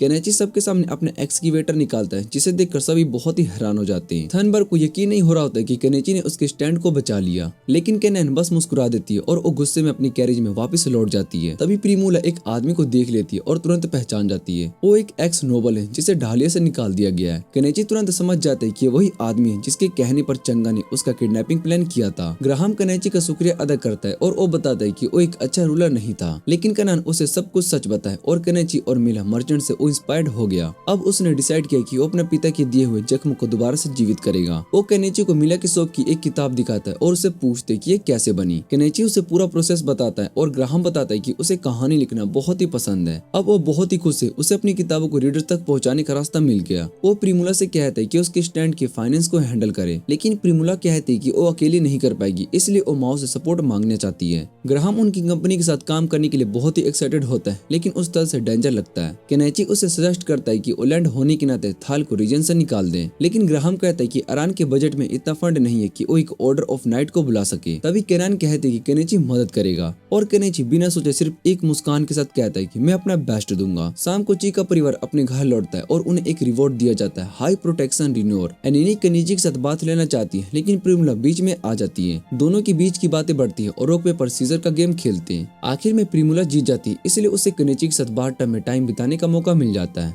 दोनों शांत रात के आसमान के नीचे बैठकर एंजॉय करते हैं। इधर लिलिथ अपनी माँ से बात कर रही होती है। जब तक वो ये कर रही होती तब तक अहाम ने डेडलाइंस मीट कर ली। वो याद करते कि थनबर्ग ने उन्हें एक लेटर भेजा था जिसमें लिखा होता है कि अरान कभी भी कैनाल का काम टाइम पर पूरा नहीं कर पाएगा, लेकिन क्वीन बताती है कि एक मैन जो कि आयरन बीस्ट को समन कर सकता है उसने पूरा प्रोजेक्ट संभाला है। लिलिथ कहती है कि शायद से हमें उसे स्क्रेड नाइट की पावर देनी चाहिए। फिर सीन केनेची पर कट हो जाता है जो एनी से पूछता है कि क्या उसे अपनी माँ के बारे में कुछ याद है, लेकिन वो बताती है कि नहीं, उसे कुछ भी याद नहीं है। वो बस इतना जानती है कि जिस औरत ने उसे गोद लिया उसने उसे सड़क पर पाया था, वही सड़क जहाँ पर उसकी माँ की मौत हो गई थी। केनेची उससे कहते कि शायद से अपने रिलेटिव्स को ढूंढ सकती है, लेकिन एनी कहती कि उसे कोई इंटरेस्ट नहीं है। तब नीना कहती कि जब तुम्हारे साथ वो इंसान है जिसे तुम प्यार करती हो तो माँ बाप की कमी महसूस नहीं होती है। अगले दिन एक मैजिक शॉप का मेज एनी को हाई प्रोटेक्शन रूल देता है और बताता है कि उसके नाम से रजिस्टर हो चुका है। केनेची मेज से पूछती क्या वो किसी टैलेंटेड मेज के बारे में जानती है जो कि 10 साल पहले सड़क पर मारा था। तब उसे याद आता है कि एक मेज थी अमारिया जो कि 10 साल पहले गायब हो गई थी, वही अमारिया जिसके पास सबसे पहले हाई प्रोटेक्शन रिया था। बाद में अननी उस स्पेल को ट्राई करती है लेकिन फेल हो जाती है। केनेची उसे प्यार से पूछते है कि तुम ठीक हो। अननी कहती कि उसका शरीर अजीब लग रहा है और तब एनी बताती कि मुझे खून की स्मेल आ रही है। तब सब समझ जाते हैं कि अननी का पहला पीरियड आ गया। वापस घर जाते वक्त अननी रिकवर हो जाती। केनेची सोचते कि शायद से मेरे पेन किलर्स काम कर गए,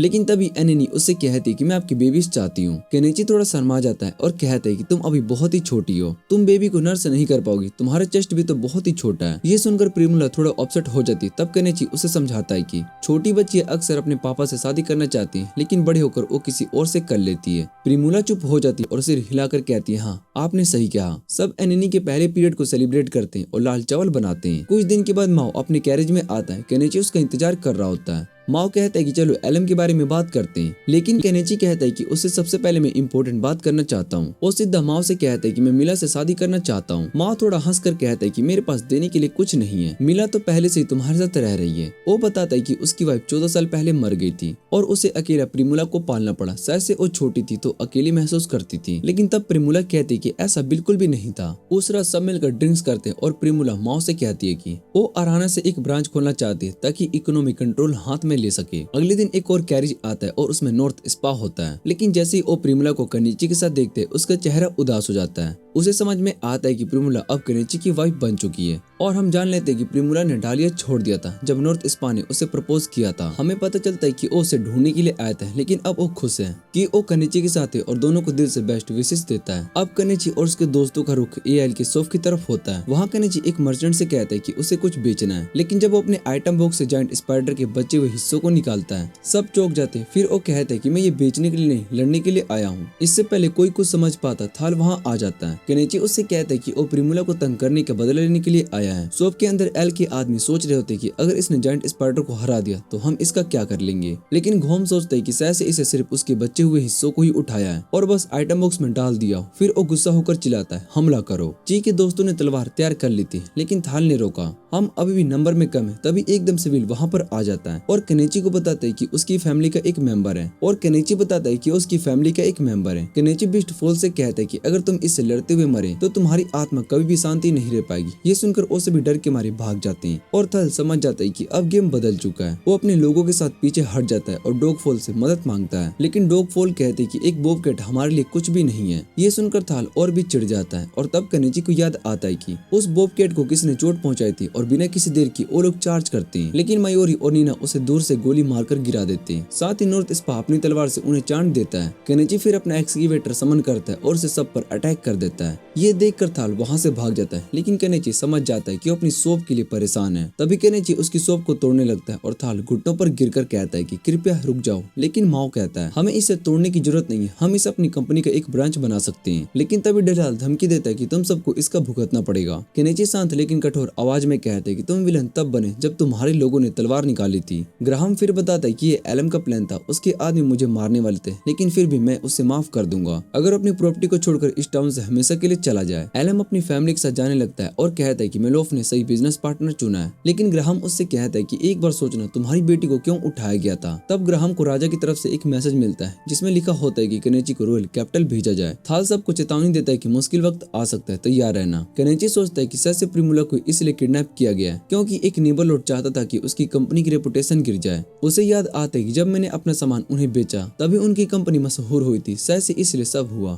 केनेची फिर मेलो और प्रिमुला से कहता है कि अब मैं तुम्हें अपनी कंपनी का सामान नहीं दूंगा, शायद मेरी वजह से सब कुछ खराब हुआ है। लेकिन प्रिमुला उसे प्यार भरे शब्दों में समझाती है कि केनेची हर प्रॉफिटेबल बिजनेस में रिस्क होता है, तुम्हारे पावर्स कमाल के और राजा तक तुम्हारा नाम पहुंचना ही था। वो कहती है कि मैं तुम्हारे साथ रहूंगी हर हालत में, चाहे आगे जो भी हो। एनीमोन मारी को एक गिफ्ट देती है और नॉर्थ स्पा बताता है कि मुझे क्रूटोन की जरूरत है अपने लैंड के लिए क्योंकि उनका एक खास रोल है। वो क्रूटोन और उसकी फैमिली को ले जाता है। एनी मारी के पीछे भागती है लेकिन कैरिज उसे छोड़ देता है। मिले उसे उठाकर लेकर जाता है, दोनों भागकर मारी तक पहुंच जाते हैं और मारी कहती है कि एनी अपना ख्याल रखना। केनेची अपना घर अपने आइटम बॉक्स में डालकर रॉयल कैपिटल जाने की तैयारी करता है। हम ये भी जानते हैं कि उसने ग्राहम से ये पूछा था कि अगर वो रॉयल कैपिटल नहीं जाता तो क्या होता, क्योंकि वो छुपना चाहता है। लेकिन ग्राहम ने उससे कहा कि रॉयल ऑर्डर से नफरत मत करो क्योंकि अगर उन्होंने ऐसा किया तो तुम्हें एंटी रियल फैक्शन के मेंबर के रूप में लेबल कर दिया जाएगा। केनेची चाहता था कि वो अकेले ही वहां पर जाए क्योंकि वो समझता था कि ये ज्यादातर खतरनाक हो सकता है। लेकिन उसके दोस्तों ने फैसला किया कि वो उसके साथ जाएंगे। जब वो सब रॉयल कैपिटल पहुंचते हैं और कैसल की तरफ बढ़ते हैं, वो गार्ड्स कुकिंग का लेटर दिखाते हैं। तभी लिलिथ आती है और केनेची को अपने आप को एक मर्चेंट बताता है। उसे एक सर्वेंट को ये देखकर बहुत ही हैरानी होती है कि उन्होंने सिर्फ 2 हफ्तों में लेटर भेजा था और वो सोचते है कि केनेची यहाँ इतनी जल्दी कैसे आ गया। केनेची फिर अपने समन बीस्ट का यूज करके सभी को दिखाता है। लिलिथ को ये काफी इंटरेस्टिंग लगता है और वो सोचती है कि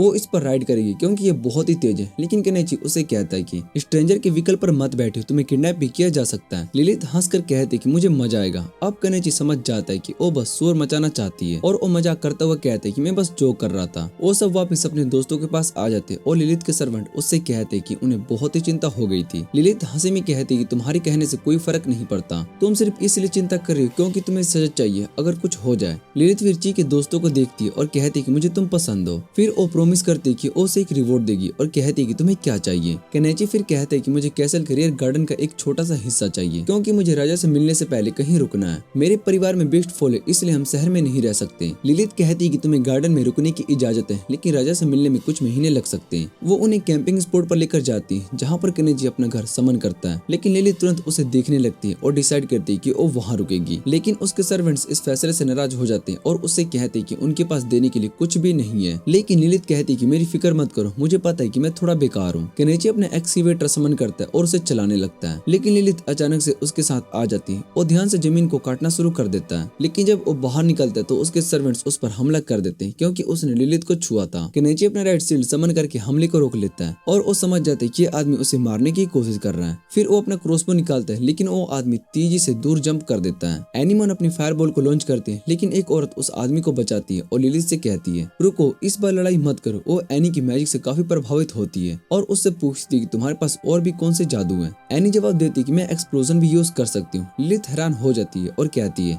तुम इतनी छोटी हो और तुमने इतनी ताकतवर मैजिक सीख ली है। अगर तुमने हम पर एक्सप्लोजन का जादू किया होता तो हम सब जिंदा नहीं बच पाते। आज हम केनेची ने लिलिथ के लिए करी बनाया और जब उसने टेस्ट किया तो वो खाने लगी, ये कितना डिलीशियस है। केनेची को समझ में आया कि रॉयल्टी भी इतना टेस्टी फूड एंजॉय कर सकती है। वो उससे पूछती कि उसने किस ब्लेंड का यूज किया, लेकिन केनेची बताता है कि उससे पता नहीं क्योंकि उसने खुद नहीं बनाया था। फिर अपनी स्पेशल करी को दिखाता है और वो सोचता है कि शायद रॉयल शेफ इस रिप्लिकेट कर सकते हैं। लिलिथ अपने माँ मिलान को ऑर्डर करती है और करी को रॉयल शेफ के पास भेजे। माँ मिलान उससे काफी अट्रैक्टिव लगती है लेकिन प्रिमुला और एनी उसे देखते हैं जो उसकी तरफ देखे जा रहे होते हैं। लिलिथ फिर केनेची से पूछती है कि क्या तुम्हारे पास और कोई भी गुड्स बेचने के लिए हैं? एनीमन को थोड़ी जेलसी होती है क्योंकि वो दोनों एक दूसरे के पास ज्यादा थे। लिलिथ को ये महसूस होता है कि वो केनेची से प्यार करने लगी है। लिलिथ ये सोचती है कि वो कभी भी उस इंसान से शादी नहीं कर पाएगी जिससे वो प्यार करते क्योंकि वो एक पॉलिटिकल मैरिज के शिकार बन जाएगी। लिलिथ ने एक बात ली और केनेची को लगता था कि अगर वो दोनों एक ही कमरे में सोने लगे तो कुछ मुसीबत हो सकती है, इसलिए वो डिसाइड करता है कि वो बाहर सोएगा। लेकिन तभी मार्ल और नीना सडनली उठकर कुछ अजीब महसूस करती हैं, जैसे कि कैसल के अंदर कुछ गलत हो रहा हो। अगली सुबह लिलिथ उठकर अपने मेन हेल्पर के साथ रेडी होती है, लेकिन केनेची अगले कुछ दिन उसकी ऑर्डर्स को फॉलो करता रहता है। लिलिथ फिर उसे ट्रीट करने का फैसला करती है और रॉयल शेफ सैंडविच के द्वारा बनाए गए करी को दिखाती है। म्यू और नीना को हाई क्वालिटी स्पाइसेस की खुशबू आती है। वो पूछती है क्या तुम्हारे आइटम बॉक्स में कोई ऐसा फूड है जो कि हम रिप्लिकेट ना कर सके। केनेची उसे चॉकलेट का बॉक्स देता है और सैंडविच उसे टेस्ट करके हैरान होता है। वो मानता है कि उसे रिप्लिकेट नहीं कर पाता। लिलिथ कहती है कि उसकी माँ भी इसे टेस्ट करना चाहती है, तो केनेची दूसरा बॉक्स देता है और लिलिथ समझाती कि उसे ध्यान रखना होगा क्योंकि वो असली क्वीन की बेटी नहीं है। हम ये जानते हैं कि लिलिथ की माँ एक कौन क्यूबिन थी जो गुजर गई, लेकिन वो किंग की सिर्फ एक बेटी है, इसलिए वो पूरी तरीके से स्पॉइल हो गई थी। केनेची को ये लगता है कि जैसे क्वीन को लिलिथ का ट्रीट लगती हो। फिर सभी को कैसल में कुछ स्ट्रेंज प्रेजेंस महसूस होती है। लिलिथ कहती है कि हॉन्टेड है क्योंकि कई लोग अपनी जान देकर रॉयल फैमिली की रक्षा करते हैं। वो केनेची से कहती है कि वो गोस्ट को हरा दे क्योंकि वो मेड्स को डिस्टर्ब कर रहे हैं। केनेची बताता है कि सिर्फ बीस्ट फोल्क और वैली गोस्ट को महसूस कर सकते हैं, इसलिए वो इन्हें काम के लिए जरूरत पड़ेगी। केनेची अपना स्प्रायर लेकर कैसल के अंदर जाता है जिसमें होली वाटर भरा होता है। नीना और मयूरी उसकी मदद करते हैं और गोस्ट को ढूंढने लगते हैं। वो एक मंत्र पढ़कर होली वाटर स्प्रे करते और नीना कहती कि ये काम कर रहा है, लेकिन केनेची को अभी भी शक होता है क्योंकि वो कुछ भी नहीं देख पाता। जैसे ही वो क्वीन के बेडरूम तक पहुंचता है, लिलिथ बताती कि उसकी माँ को रात में नींद नहीं आई। वेल एक वेस को स्टेयर कर रहा होता है और केनेची उस होली वाटर स्प्रे करता है, लेकिन वो समझता है कि वेल स्टिल वेस को देख रहा है और वो सोचता है कि शायद से होली वाटर काम नहीं कर रहा है। वो कहता है कि शायद से हमें इसे हटा देना चाहिए। लिलिथ उसे लाइब्रेरी में लेकर जाती है और कहती है कि बुक्स मैजिक के बारे में, लेकिन वो उसे घर नहीं ले जा सकते। केनेची और एनिमोन उस स्पेल बुक्स को इकट्ठा करते हैं और स्कैनर्स का यूज करके डिजिटल कॉपीज बना लेते हैं और फिर उन्हें वापस से शेल्फ पर रख देते हैं। जैसे ही वो लोग वहां से निकलने वाले होते हैं, उन्हें एक मेड मिलती है जो कि उनसे लाइब्रेरी चेक करती है ताकि देखे कि कोई किताब मिसिंग तो नहीं हुई है। तभी केनेची राजा के सामने आता है और बताता है कि वो अपने परिवार के साथ आया है, लेकिन एक अधिकारी उसे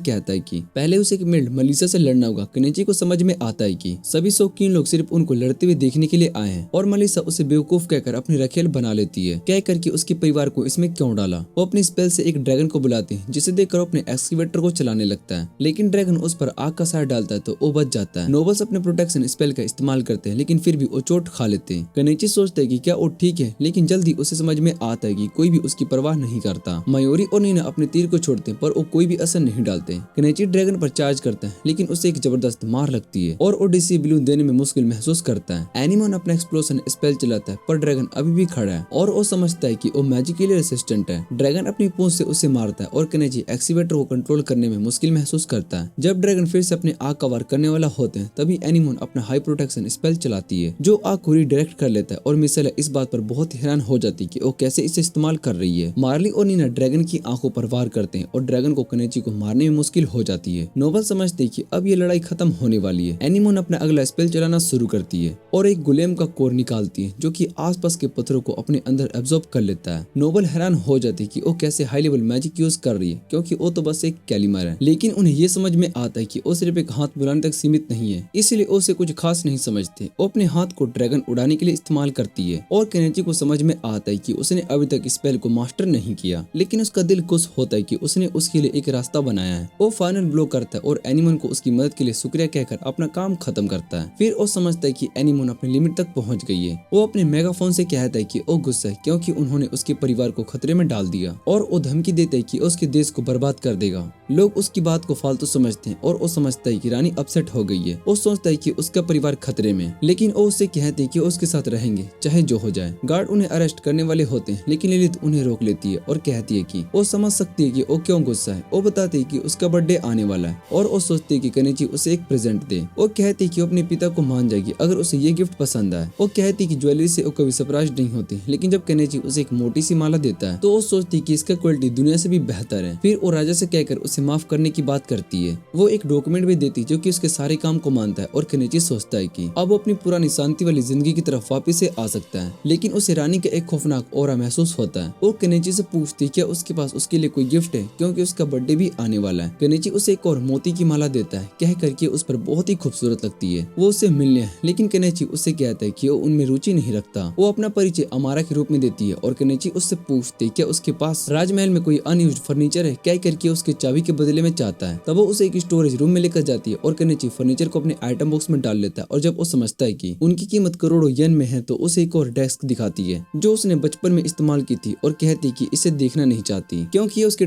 ट्रॉमेटिक बचपन की याद दिलाता है। केनेची उसे अपने आइटम बॉक्स में डाल देता है और हॉन्टेड वैसे कहते हैं। वो कहते हैं कि जब इसे यूज करने से हटा दिया गया था तब उसे अच्छी नींद आने लगी थी। वो बताते हैं कि उसके लिए इस वैसे को देने वाले नोबल को पूछा गया था और उसने ये मना किया था कि ये वैसे कष्ट है, इसलिए वो सोचते कि उसने उसे मारने की कोशिश की थी। वो जानती कि वो एक एंटी रियल फैक्शन का मेंबर है और ये भी बताते कि उसे चाहे एक साथ ड्रैगन की लड़ाई के दौरान चोट लगी थी तो ठर्नबर्ग का जिक्र करते हैं जो कि उस ग्रुप का एक नीचे दर्जा का मेंबर है। वो कहते हैं कि ठर्नबर्ग अराहा पर कब्जा करने की कोशिश कर रहा था और उसके पास एक मर्चेंट था जो कि उसका पवान बना था। केनेची समझाता है कि ओथाल की तरफ इशारा कर रही थी। वो ये भी कहती कि साकस की ग्रुप ने ढाला पर कब्जा करने की कोशिश की थी और केनेची को शुक्रिया कहती कि उसने उन्हें हरा दिया क्योंकि इसे फैक्शन का विजिटर रोक दिया। उसके बाद मिशेल एनी से पूछती कि उसने हाई प्रोटेक्शन स्पेल कहाँ से सीखी। एनी उसे अपना रोई दिखाती है और कहती कि ये अमीर का था। मिशेला इससे पूछती है और कहती कि एक मशहूर मेज का था और उसे मैजिक रेटिंग दिखाई देती है जो कि बताती कि एनी मार्ला की बेटी है। मिशेला उससे कहती कि उसका रोई संभाल के रखना क्योंकि उसकी माँ का एक यादगार है और कहती कि वो अगली बार लड़ाई में नहीं जाएगी। कुछ दिन के बाद केनेची ऑफिशियल के सामने आता है और उसे ब्रोन का टाइटल मिलता है, साथ ही स्टेबल लेक फ्रंट का जमीन भी। वो अपने परिवार के साथ घर वापस जाता है और उसके पास एक वैन है। लिलिथ और मिलेन ने उसे ज्वाइन किया और हम जान पाते हैं कि राजा नहीं चाहता था कि लिलिथ उसके साथ चले, लेकिन उसने राज्य परिवार से निकलने की धमकी दी थी, इसलिए राजा ने उसे यह कहकर जाने दिया कि वो चाहे कि एक्शन पर नजर रखेगी। तो अपने पुराने रूडनेस के लिए उससे माफी मांगता है, लेकिन केनेची उससे कहता है कि वो उसे बिल्कुल नॉर्मल तरीके से ट्रीट करे। फियो समझाता है कि अपनी यात्रा के दौरान उसने दोस्तों को बनाया है और वो कहता है कि अब उनको एक परिवार की तरह समझता है जब वो अलग होते हैं। बार्ड एक गीत गाता है केनेची के लिए, ये सोचता हुआ कि उसने अपने सपने सच में पूरा कर लिए। वो अपने घर की तरफ जाता है और वो सोचता है कि अब वो पुरानी उस धीमी जिंदगी को जी सकता है जो कि उसने हमेशा चाहा था। और इसी के साथ वीडियो यहीं पर एंड हो जाती है। अगर आपको वीडियो अच्छी लगे तो वीडियो को लाइक करके चैनल को सब्सक्राइब जरूर कर लेना।